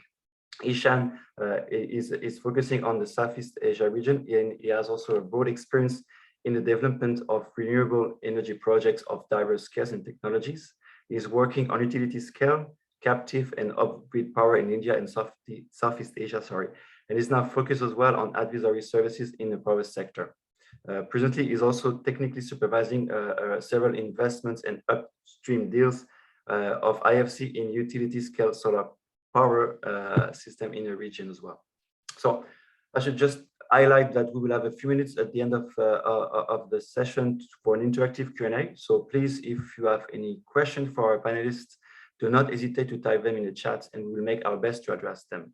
So with that, let's start our discussion by addressing the ways in which power utilities can work with other peers from different regions, each facing unique challenges, as we will see in a few minutes, and other key stakeholders to maximize SDG impact. So first, may I turn to you, Hendrik. So the SDG roadmap for utilities is an example of collaboration at the global level and emphasizes as well on the importance of collective action between industry peers and with key stakeholders.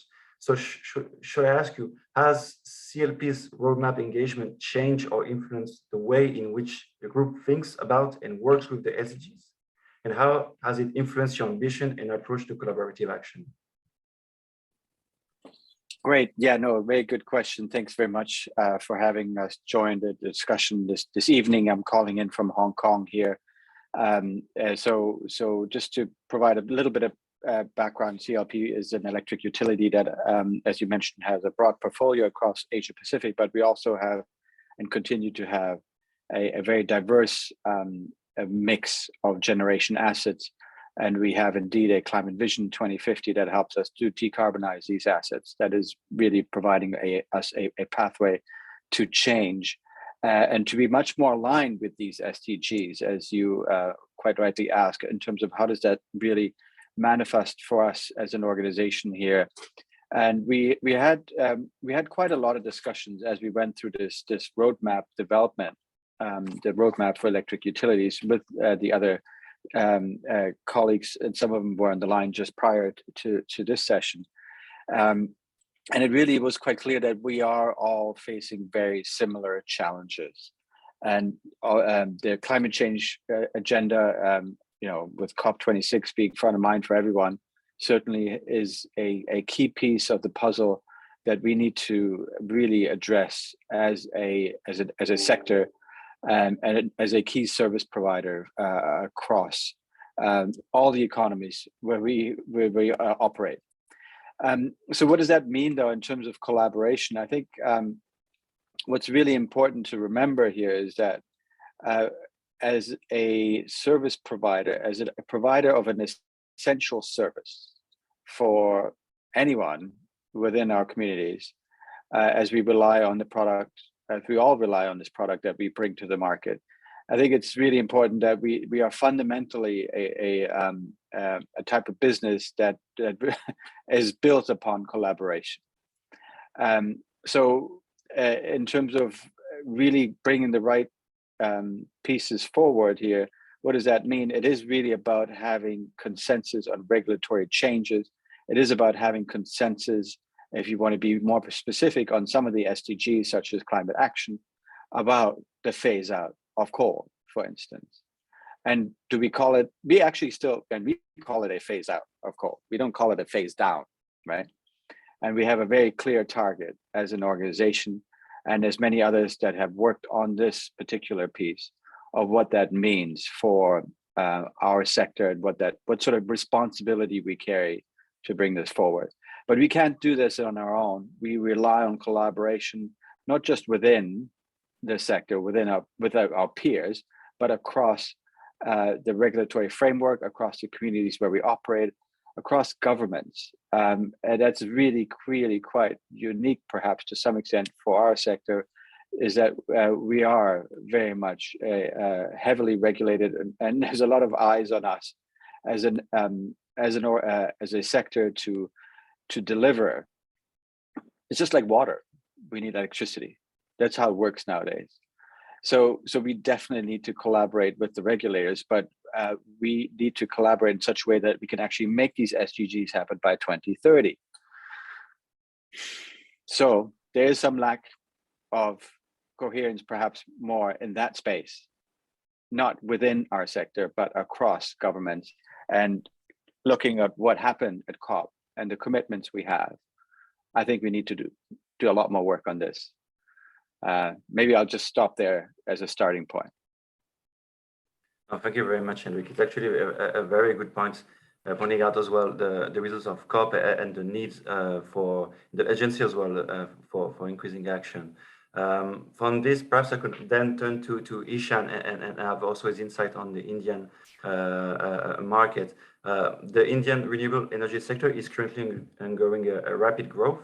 Could you tell us what are some of the challenges that the power sector may face in accelerating the energy transition in India?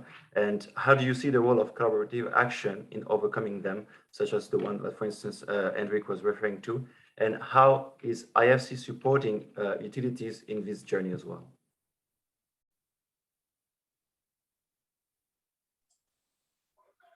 Yeah, thank you very much. I hope I am audible to all. Yeah. So first of all, thanks for the opportunity. Now starting with the first question, what type of challenges developers can face? From SDG point of view, I am of the personal opinion that it's very, very progressive and it is very positive, because especially in context of India, the new targets, especially of 500 gigawatt, those are really appreciating. So developers point of view, what I say from investment point of view or project point of view, there might be the practical challenges from execution point of view. For example, nowadays, a lot of emphasis is being given on the energy storage technology. Or parallel, if you see the size of the project, we have seen journey of solar in past 10 years, where project has started from 5 megawatt capacity. Now people are talking minimum size of 300, 500 megawatt capacity. So if we are looking for financing, is easy nowadays. Any private bank or international bank, government bank, all are ready to finance, because it is in line with the targets, clean energy, easy to execute, and number of features which are positive there. But the biggest challenge is coming on ESIA point of view. Since there are a lot of liberty has been given to project developers by government, that they don't need clearances, they don't need a specific or detailed ESIA. But if you see from international perspective or IFC perspective, in our all type of investment projects, detailed ESIA as per IFC performance standards is the mandatory. And this is a dimension where we becomes totally different from other banks, because most of our projects are stuck on this ESIA.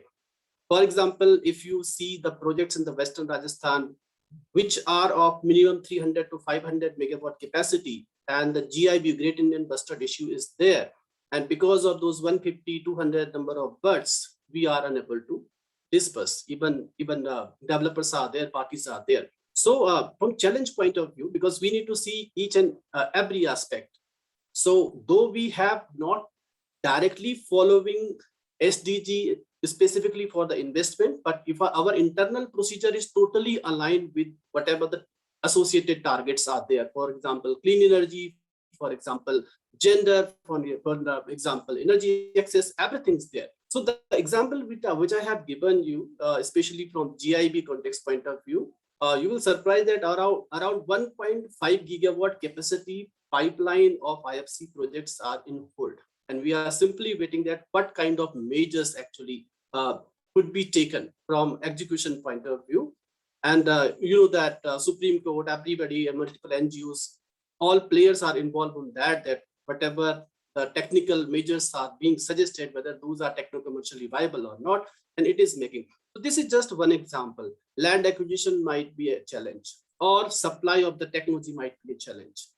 So Tata Power is also there, and we are working with Tata Power on various aspects of grid connected storage. So just giving one more example, that if we are targeting about a new technology and Government of India is coming with a 1 gigawatt plan, so even they do auction today, do we have players in local or even international market who can supply the technology within the time of 1 year? So those kind of the challenges which are upfront, what anybody can see those challenges. The size of the project and availability of the options. And every time there are the changes in the regulation. For example, new import duties are proposed, new policies are proposed which may not be in favor of international import or local production. So sometimes I feel that especially in solar side, policies are contradicting each other. So that is again a challenge. This is at this point of time, it is at lower side, but in longer run we can see that, because if you see most of the PPAs and developers are claiming that they are not getting signed because back PSAs are not signed, because auction rates are too fast, and within a month you are getting off-taker are getting 2 or 3 options or choices of the tariff. So why he will go with the higher one? So every DISCOM is waiting for the lowest tariff, new bidding, and they are negotiating accordingly. And then developers are finding difficulty for bankability of the project. And last but not least, your question is, we have in how we are actually ensuring that one, the compliance of SDG. So on a specific note, that if you see, IFC is basically not a, without being in any race, not a big bank. We have our limited portfolio of 8 billions, around 11 gigawatt or 12 gigawatt in energy, but it is clean energy. So as per as World Bank's decision that we cannot invest in any thermal or conventional, means which is making pollution, those kind of energy. So our maximum portfolio belongs to either gas, otherwise mainly it is renewable energy, and around 55% of our investment belongs to solar side. So those practices are well established in our system. Later I will explain that how we ensure that the compliance of SDGs or indicators are well met through our investment or any kind of advisory or upstream project. Yeah, this is. Thanks. Thank you very much, Ishan. Thank you for these insights. And I guess the recurring theme is also the policy coherence and the fact that basically for a company and for the private sector, the policymakers are obviously a key stakeholders to engage with to help them as well to unlock their potential. So perhaps now we could address another key topic first, which is the importance of measuring performance in a standardized way and benchmark to back actually the company's efforts to meet the 2030 deadline. So for this, I will turn to Diksha. Aditya Birla has developed ambitious objective to boost the use of clean energy in its own operation in India. So with sustainability at the core of your strategic thinking, can you tell us a bit more about what support you seek to provide to and take from power utilities when embarking upon this journey? And how are you as a company tracking progress to ensure that you are on track in line with the SDGs? Diksha. We're going to tell you're on mute. I realized that. Sorry about that. Yeah. So I think, thank you for having me here. And as we speak, we were parallelly having this discussion on how, as Aditya Birla Group, which I represent here, we have presence in very diverse sectors. At one end, we are into heavy manufacturing like aluminium and cement, chemicals, making viscose staple fiber. To the other end, we are into fashion and retail, telecom. So given that diversity, one of the things we look at or talk about in terms of decarbonization or overall ESG strategy is very contextualized. From utilities perspective, as Aditya Birla Group, for the heavy manufacturing, we have captive power generation. So there isn't much of the power that is being purchased from utilities in those. But then in our chemicals, in our fashion and retail or telecom businesses, we are, or for that matter, in our grinding units of cement, we are getting power from utilities. And I think 2-3 key things, some of them are directly with utilities and some is with utilities. First one being the mix of the generation itself, given the ambition that most of our Aditya Birla Group businesses as a group with net zero by 2050, and Hindalco is declared, which is our aluminium business, its ambition to be net zero by 2050. As cement, we've taken science-based targets, but are also talking about net zero concrete by 2015, aligned to the Global Cement and Concrete Association. And in cement, for example, in the grinding units, cement sector, 85 to almost 87% of the energy that we use is thermal in nature, and only the remaining 15% is electrical. And in that, we've declared our ambition to, we are signatories to RE100 and, various other this thing to say, we want to move to 100% renewable energy in times to come. And therefore, the generation mix, which is directly from utilities and then with utilities, is all about, especially in a country like India, the changes in the grid infrastructure, because many locations, the big challenge is how do you get those quantum of power, whether whether it's aluminium or cement, the locations of an alumina refinery or a cement calcination unit, the integrated plant is close to where the raw material is available. So, you set up a cement plant where limestone is, you set up an alumina refinery closer to where the bauxite is available, and therefore those places may not be necessarily where the renewable energy sources are available. And therefore the whole thing of grid infrastructures is another thing. And third, which is linked to renewable energy, and if I was to use example of Hindalco, is about the power which is being used. So aluminium making is the heart of the process. Smelting is an electrolysis process, and therefore is electrified in that sense. And therefore the decarbonization depends on the nature of the fuel that you use. So so the reliability of the decarbonized electricity, for want of any other word, is very important. And therefore grid infrastructure and storage, that 24/7 clean power is absolutely essential if one has to move an aluminium smelter to a greener fuel source or power source. So I think I would leave it at that. Those are the two things. And did you have a part two to the question, Florian? Is there anything? Exactly, Diksha. But perhaps the second part will more focused on how do you actually are tracking progress on the SDGs internally. So you mentioned some of the challenges and some of the key questions for ABJ, but it was very great to get some of the insights on how do you track progress with regard to all the things that you mentioned as well. Yeah. So there are multiple ways I would talk about both in terms of the tools that we use, as well as I can talk about in terms of the governance structure that we have.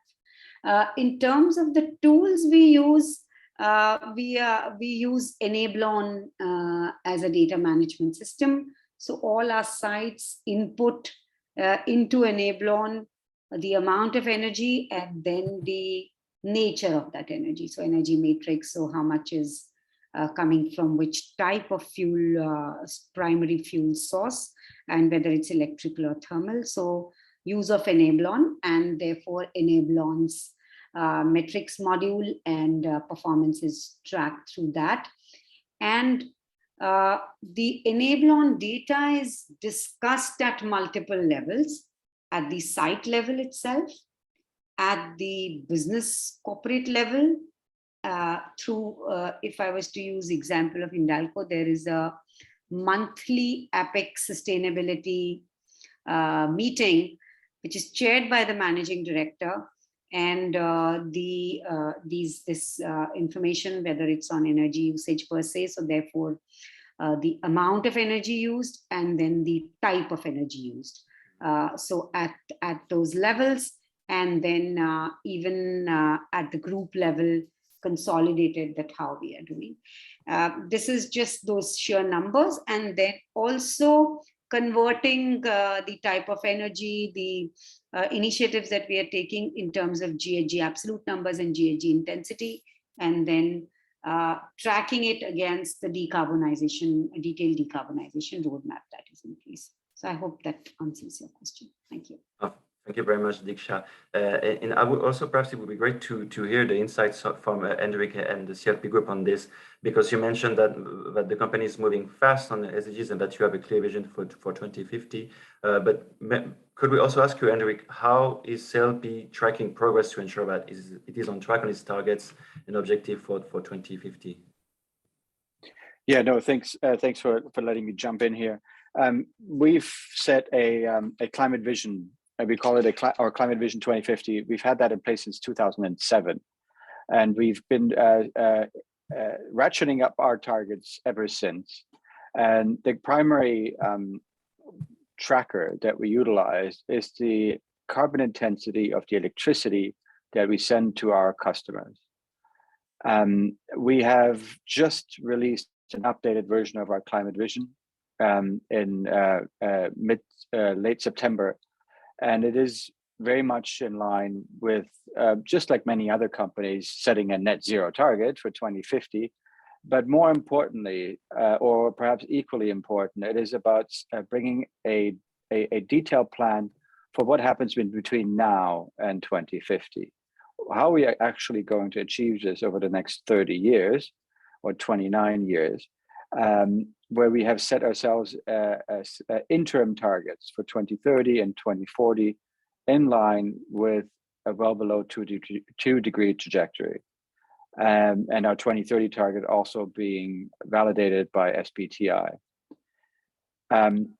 Now, that in itself sort of maps out the road, the pathway, and we have a number of pieces that need to move in our portfolio in between them.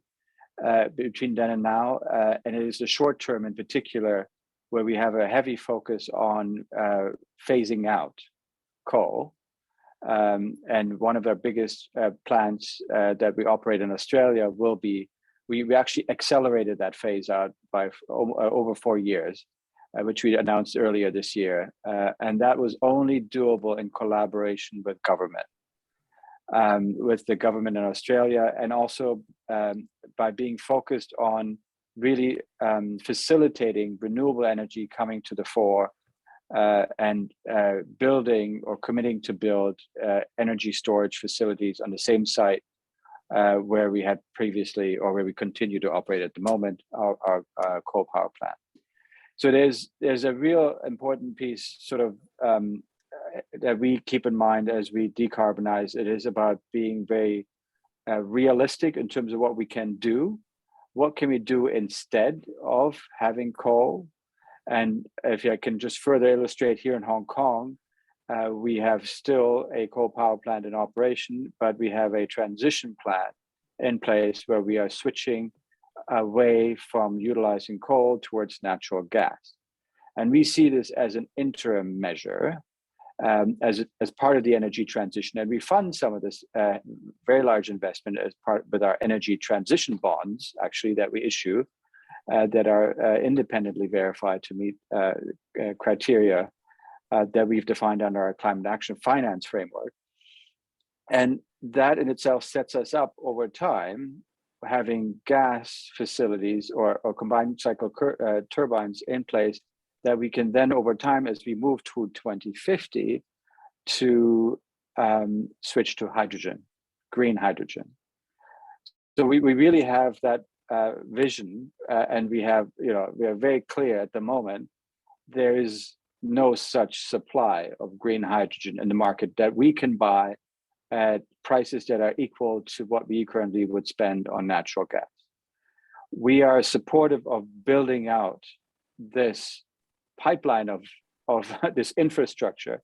And we actually just collaborated with WBCSD for COP26 on a hydrogen pledge, together with several other members of the WBCSD, to really showcase we have demand.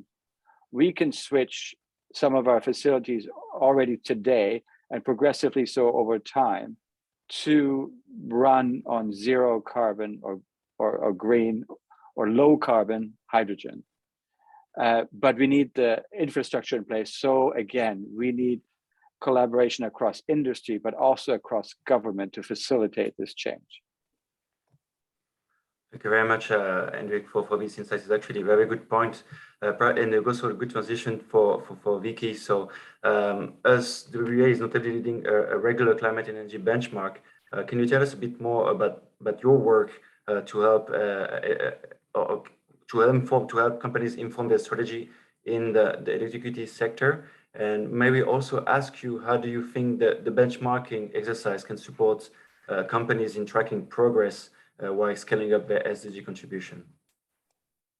Yeah, thank you, Florian, and thank you for inviting me today. Happy to share. For the ones that don't know, the World Benchmarking Alliance, or WBA in short, we are a global non-for-profit, and we look at the private sector's contribution to reaching the Sustainable Development Goals. And we do so to really create an accountability mechanism for the private sector. So like you say, tracking progress, holding companies and private sector to account is something that we do through our benchmark, but also with the support of our global alliance. So as you asked around what is collaborative action, this is really where our alliance comes in, with currently over 260 organizations that support our work, including WBCSD, for which we're very grateful, in really helping us developing what should that accountability mechanism actually measure. And then once it's measured, how do we drive collective action on the needed ambition and performance that we want to see. So as you already mentioned in your introduction, the climate and energy work that I represent is a part of the overall work that we do. And we actually look at the high emitting sectors and how they are decarbonizing in line with the Paris Agreement. And we do so by using a methodology called Assessing Low Carbon Transition, ACT in short. And this really looks at not only the past emissions, but really looks at what is the company doing in the present and in the near future.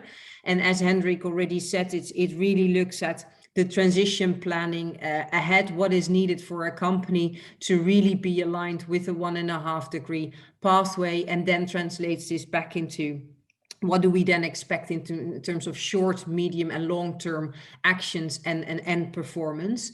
For the electric utility sector, we've looked at 50 most influential companies. How we look at it, most influential is looking into geographical presence, but also assets portfolio, as well as what are these companies' profile in the supply chains. So the 50 companies are listed on our website, so you can look into the names. And we've assessed their performance last year, and we are actually currently in the final stages of looking into how much progress these companies have made. And by next week, on the 24th, we will publish a full updated benchmark on the electric utility sector. But of course, I can already share a little bit without going into the details of maybe individual companies. So Hendrik, don't worry, I won't mention anything on CLP, but I can give you some guidance on where we think that the biggest changes we've seen so far is, and as you, sorry, to first answer your question, how can it help companies? We really want this accountability mechanism to look at the company's individual assessments, but then of course also into their regional assessments, and then in terms of what does that mean in terms of a global scope. So we aim that these assessments are a roadmap for the companies to understand, okay, what is the trend? What do we see as a trend going forward? And hopefully inform them on strategic guidance. But then also it's not only meant for the private sector, because it is indeed a collaborative action. So we need also that this information and these benchmarks inform other stakeholders, like public policymakers, like the investor and finance community, as well as civil society, to be informed about what are the findings and independent research showing us using scientific input, and then the data that we have from the companies, and what does that mean in terms of next steps into truly accelerating on these efforts. Yeah, as I said, we see that by next week we will show the full benchmark, where we have used the 1.5 degrees, so the most ambitious scenario that we want to see for the for these high emitting sectors. Of course, translating this back to where a company is located, because geographical presence is important, where of course a European electric utility will need to show a faster decarbonization than, for example, utility based in Asia. We've seen that the electric utility sector has of course, they've started the decarbonization before other sectors. And of course, we also see that there's been the most advanced and mature technologies already available. So we also have set high expectations for this sector to really drive the transformation, because we also believe that there's other sectors that are depending on this sector to decarbonize in a well below 1.5 degree, or in a 1.5 degree way. So overall, we see that there's an improved performance compared to the last time that we've benchmarked of the overall sector. So we do see that there's really a positive trend there. But because we are using a more ambitious scenario, being the 1.5 degree scenario, we also see that not all companies, or at least only a small section of the 50 companies have actually set their targets in line with the 1.5 degree scenario. So we really definitely need to see a step up in ambition there. So yeah, again, I won't go into all the details of the findings, but we really believe that there is strong potential for this sector to be the leading sector in the decarbonization, and that other sectors can leverage on the learnings that we've seen from the electric utility sector.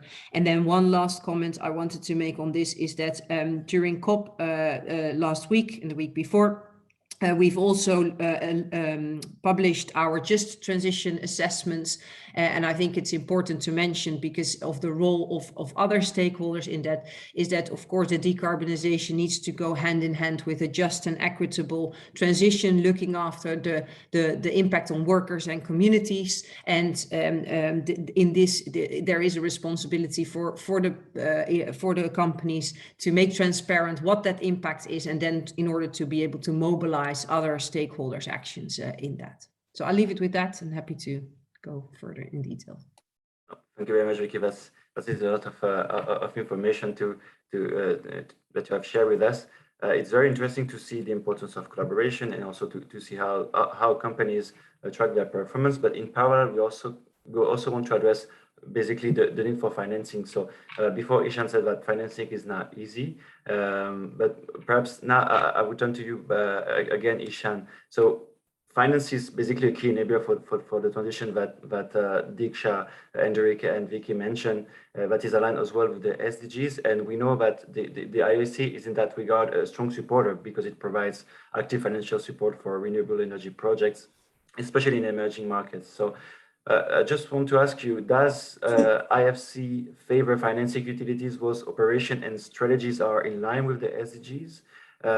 And basically also, what are the ways in which IFC measures performance of utilities to measure the sustainability? Could you please elaborate this with the help of an example of financing, but for instance, on the project that you are working now? Yeah, sure. So let me take, it might be 2 minutes. I will take on this one. So first of all, indicators wise, how do we measure? So it for internal, I will say the work structure in IFC is we do projects in 3 approaches. In mature market, sometimes it might be towards direct investment. For example, if we are doing a project in Myanmar, so we don't go directly with the larger investment, but we create the project. Okay, so we have made an investment last year in Myanmar that was on this telecom company, and especially the utility where we have made investment. It was supplying power to those telecom consumers, and the requirement was 99.999% availability. So their approach is, our approach is slightly different, because we initiate the projects with a few pilots, and then we scale up, and then we made the mainstream investment. This is the one story, the way we have structured. But if we are doing, because country specific, the size of investment and size of projects are different. If we are targeting some solar or some wind project in India. So unlikely we will see that 5 megawatt, 10 megawatt capacity. Now token size, as I mentioned earlier, that is much larger. But if you look from KPI point of view, those are across the countries are same. Our priorities are basically low income countries, IDA countries, FCS countries, but end of the day, when our projects are evaluated in terms of the indicators and what we internally define, so the development indicators.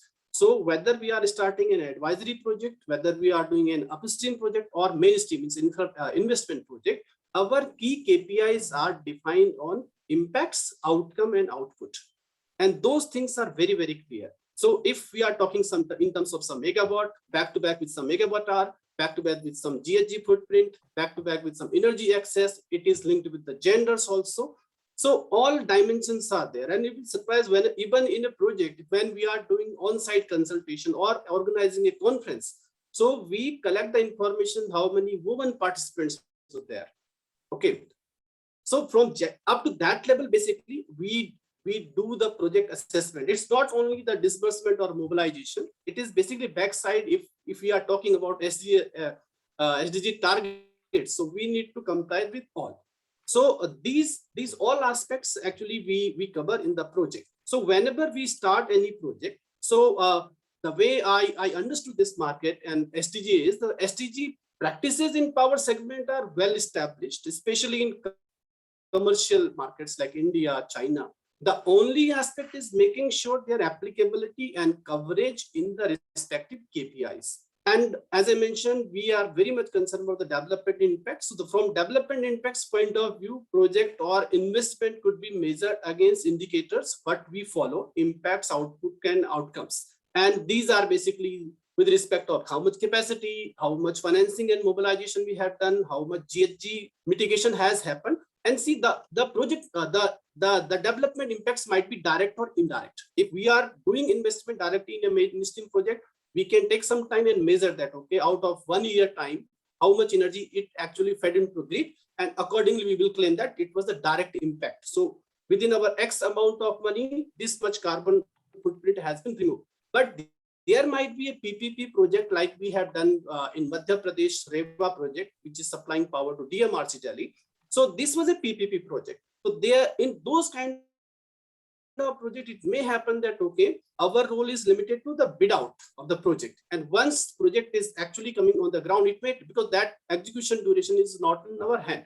So that point of time, we can track the project and define those are indirect indicators. But the basic definitions of indicators will be same in both of the cases. This is the way we follow. Prima facie, if you ask from what type of challenges we are facing, so I will say being in this sector since around 2 decades. So I prima facie not feel any specific challenge in order to track the SDGs. So no specific challenges, especially in electrical utility side, as our investment practices are well aligned towards SDGs, as I mentioned earlier. At inception stage, each specific project, either advisory or upstream, because I'm specifically mentioning this advisory because our idea is basically to replicate the best practices from mature market to emerging markets. So if you might heard about scaling solar, that is basically IFC's the own concept. So if any country is seeking that, okay, in India or China, solar tariffs are very low, but same somebody is expecting in Zambia or Namibia, that might not be possible. Then we intervene and then we structure the project there and see that how this could be leveraged and how private sector participation could be ensured in the project. So our targets are basically climate, clean energy, gender, those in line with SDG targets are there. So once, and this is the key thing for our internal assessment, once a project is completed, our IEG measures the project in line with the predefined impacts and rates accordingly. So if our project is successful, then only those targets will be added up into our overall KPIs. If any dimension is failed, see, mobilization has done, transaction has done, but it is not meeting what we have committed. For example, we are losing energy access, whatever number we have identified, it is not there. Okay, and 4 dimensions are met. It might be called partially successful. And then our overall KPIs will not consider that. And now recently a new development is there. So now in projects, we are also supposed to address AIIM.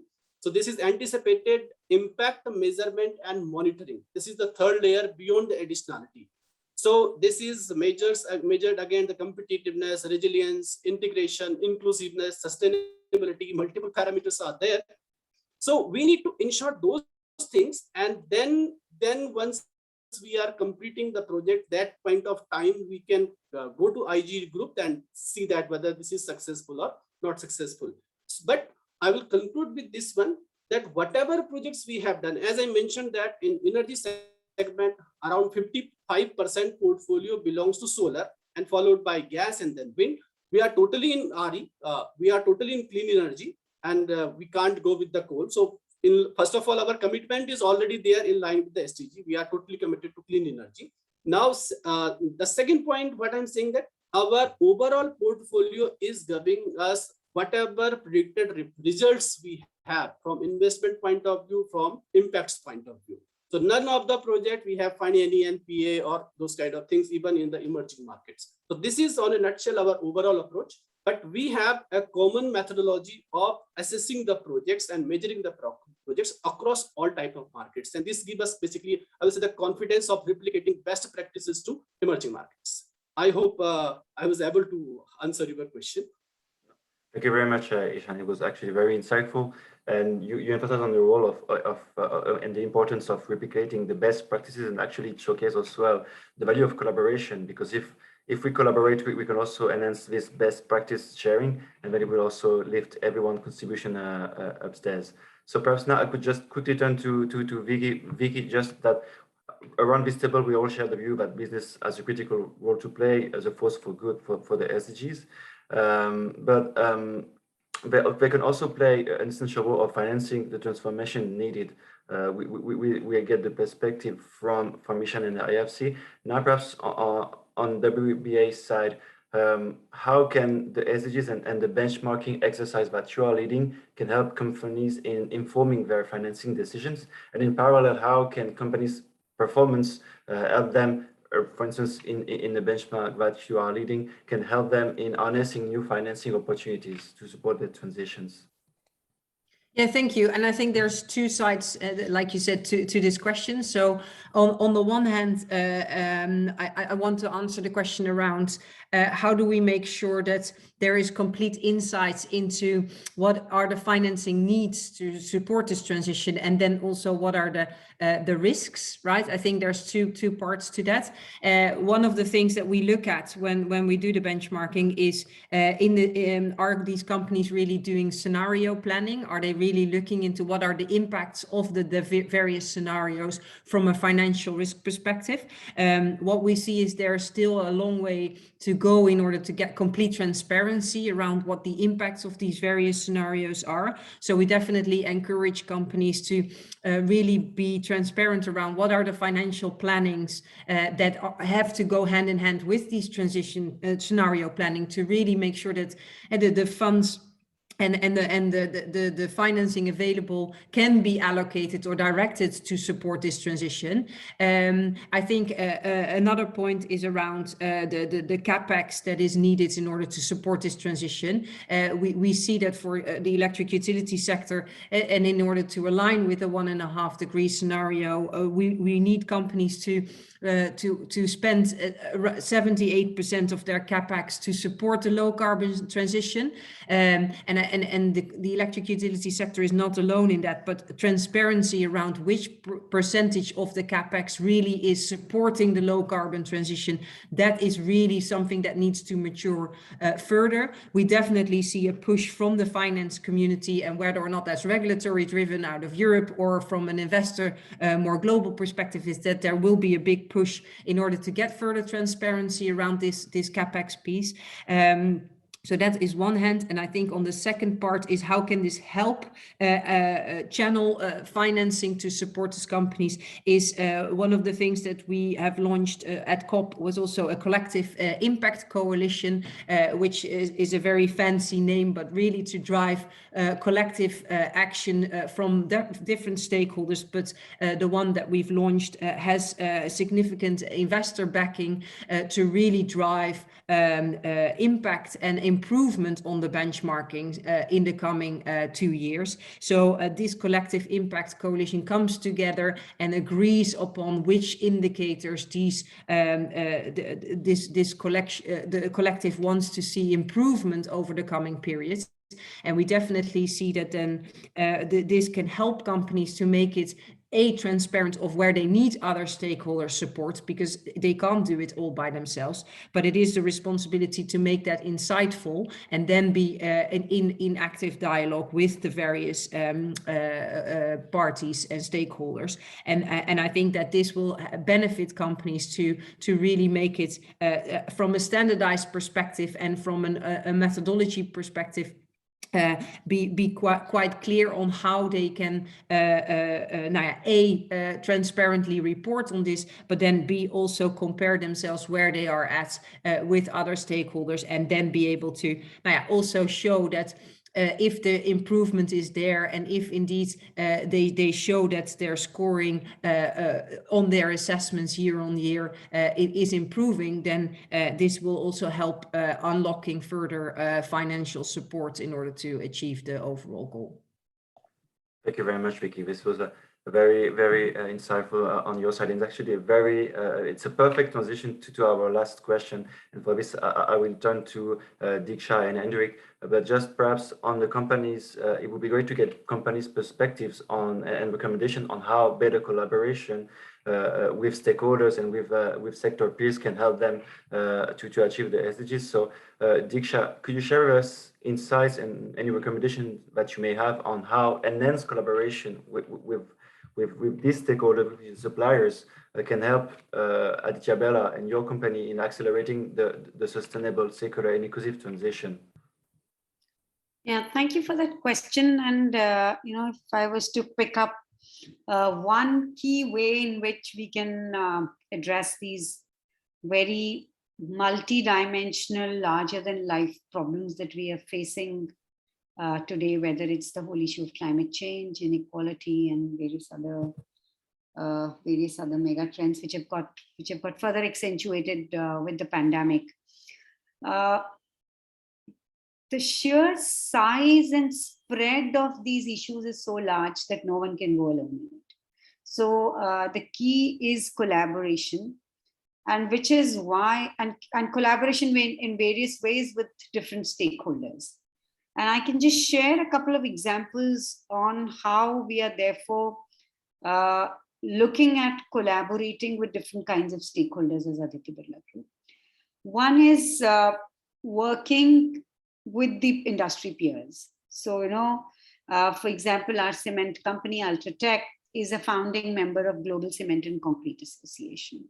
And coming together with cement manufacturers across the globe to say, what are the common problems facing us and what could we do about it? Whether it's in terms of finding innovative solutions or the kind of policy advocacy that you need. Similarly, our aluminium company Hindalco is working with the International Aluminium Institute, or our textile value chain companies like Birla Cellulose, Aditya Birla Fashion and Retail, working through through Sustainable Apparel Coalition, Fashion for Good. So that's one way where you come together as sector peers and work on it. Second way is to through a body like WBCSD. We've been members of WBCSD, and there are issues which are sector agnostic. So therefore, how do you recognize whether it's in terms of framework, etc. And thirdly, it's also by the way of, so how do you feed into some of these? So then it is about internal collaboration. decarbonization. And what we do for that is that for these material ESG issues, which we see at the Aditya Birla Group level, we formed what we're calling working groups. So whether it's on decarbonization, which is a cross-business, cross-functional working group, because if you want to work on decarbonization, you need to get your technology team together, you need to get your sales and marketing team together, you need to get your procurement guys together, you need to get your operations guys in that same room. So therefore, picking up this thing, or for that matter, if we are looking at circularity, which is coming up as a common theme for our different businesses, whether it's in terms of products that we make, for example, Continua as a brand, which we've launched as our carbon black business, which is carbon black made from used tires. Or it is almost 60% of the aluminium that our downstream aluminium company Novelis uses is recycled aluminium. So again, we have a group of colleagues coming in together, working on circularity, whether it's the smaller loops, so Ultratech using the red mud that gets generated in Hindalco, or sharing of experiences of working in reverse logistics.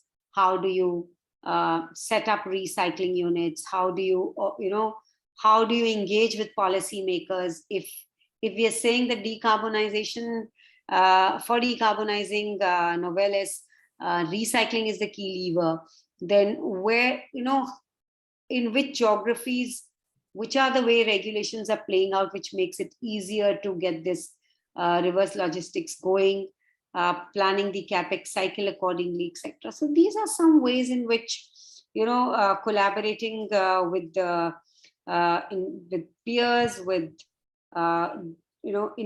internal different cross-functional, cross-business working groups are two examples that I thought I could share here. Thank you. Thank you very much, Diksha. And perhaps I can quickly turn to Hendrik for the 2 minutes we have left. Hendrik, could you have, if you have to boil it down to a few remarks, what would you say as recommendation to engage with stakeholders? Yeah, I mean, if you really think about it, if you boil it down to it, when you run a company, when you provide a service, when you go out there and really deliver a product to customers, you have to collaborate across the industry, across specialists, across experts, across the communities, across the customers that are supposed to buy your product.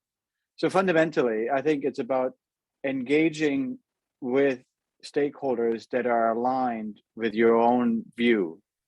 And in our case, as CLP, the view being we need to decarbonize fast. And this is why I appreciate so much the work that the likes of Vicky are doing on the World Benchmarking Alliance. It's about setting a benchmark of what does it mean when we talk about net zero? What does it mean when we talk about decarbonization for electric utilities? How do we measure that? And if there's a specific ranking for this sector that we're in, it helps us really reflect in terms of what are we doing, and then we get the finance people to come in and support us, because we can showcase to them, yes, this is where we're at, and we acknowledge this is where we're at, and we have work to do, but we are on the right path. And that's also part of that benchmarking that's done. It's providing some indication of where is this company heading, this organization heading in terms of net zero and decarbonization. So it provides some perspective, and that in itself then it allows us to also then go back to our regulators and to the various stakeholders that we need to work with our business partners. This is what we need to do. We need green hydrogen. How are we going to get this? This is what we want to do. This is what our investors want us to do. This is what our regulators want to do. How do we deliver this? This is our pathway, and we can communicate clearly in this space. And the ranking that the World Benchmarking Alliance does is tough. It's like Vicky said, there's only very few companies get a high score. It's tough, but it's fair, and we need to do more. And all of us need to understand what it takes to do more and where the gaps are. So this is where I see collaboration really coming to the fore, is how do we close these gaps? Thank you very much, Hendrik, and thank you very much, Diksha. when we talk a lot about collaboration, especially with CSD and with the roadmap, and it's great to see, and it's great to hear from you, because we want to get concrete insights on how this collaboration is taking shape, and we understand that all the challenges that are lying ahead, but are also coupled with opportunities. So the more you do, the more opportunities you can unlock in the future. So this session is coming to an end. So unfortunately, we won't have time to address any questions. But I'm quickly looking at the Q&A and the chat. I don't see any questions. So perhaps I would just, on behalf of the WCSD, Joe and the India team, thank you, every one of you, sorry. Thank you, Diksha, Hendrik, Ishan, and Vicky for your insights. It has been quite an inspiring conversation. And as we are reaching a juncture for sustainable development, the sense of urgency to take action is even more pressing. So it's very encouraging to see these companies and to get the insights from Vicky and Ishan to see that actually there's a movement that is taking shape and that is accelerating, and that we need to build on this momentum to accelerate the action. So thank you very much to every one of you. And now I should hand over to Joe. Thank you very much, Florian, and a big thanks to everyone on that panel, another excellent panel. Now we've just 15 minutes left, and I'm going to ask Vaishnavi Prabhakaran to sum up the discussion we've had today and what the main takeaways are. Vaishnavi is Group Head for Communications and Sustainability at the Tata Power Company, and she's got experience right across the business, from business development, strategy, branding, communication, and sustainability. So Vaishnavi, if you would be so kind as to share your takeaways from today's discussions. Thank you, Joe. Thank you very much indeed. Wow, what a day it has been. A big thank you to everyone who made time for thought-provoking discussions and engagement. Starting the discussion on the global virtual meet with the genesis of the SDG roadmap for electric utilities, Joe and James from World Business Council for Sustainable Development set the tone for action orientation for progress on SDG goals. Dr. Sinha, CEO and MD, Tata Power, talked about the journey to become the utility of the future and the 3D approach of decarbonization, decentralized distributed generation, and digitalization, and how engaging consumers is a key part to enabling this transformation. Dr. Patil, Collector Ratnagiri, brought in a rich context from a planning and development perspective and areas on which collective action is anticipated. Dr. Vibha Dhawan, Director General TERI, juxtaposed SDG action from developed and developing nations and highlighted the role of large private entities on sustainability.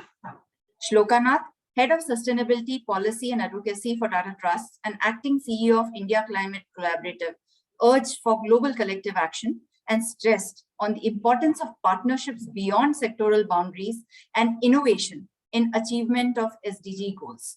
The panel discussion with Eduardo Mora from Enel, Mikel Latero from Acciona, Vinay Pritish from JSW Energy, and Dr. Ganesh Das from CEISC, moderated by Jyoti Bansal, talked about the transition path and conscious business choices that would lead the way to accelerated action on achievement of the SDG goals.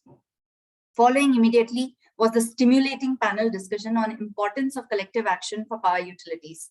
Hearing from Hendrik Rosenthal from CLP, Diksha Vats from Aditya Birla Group, Ishan Purohit from IFC, and Vicky Sins from World Benchmarking Alliance brought out beautifully the challenges and opportunities to stay on track for SDG goals in the panel moderated by Florian Miko. We firmly believe that the scintillating conversations and collective understanding from today's global virtual meet has paved a strong foundation for the next stage of an India chapter for the SDG roadmap for electric utilities. I will be failing in my responsibilities if I miss thanking the wonderful group of participants who have posted some very pertinent questions and brought out excellent nuances in the topics for today. Thank you very much indeed. And now over to Florian for wrapping up the session with a call to action and next steps. Thanks, Vaishnavi. I'm going to do it on behalf of Florian and everyone. So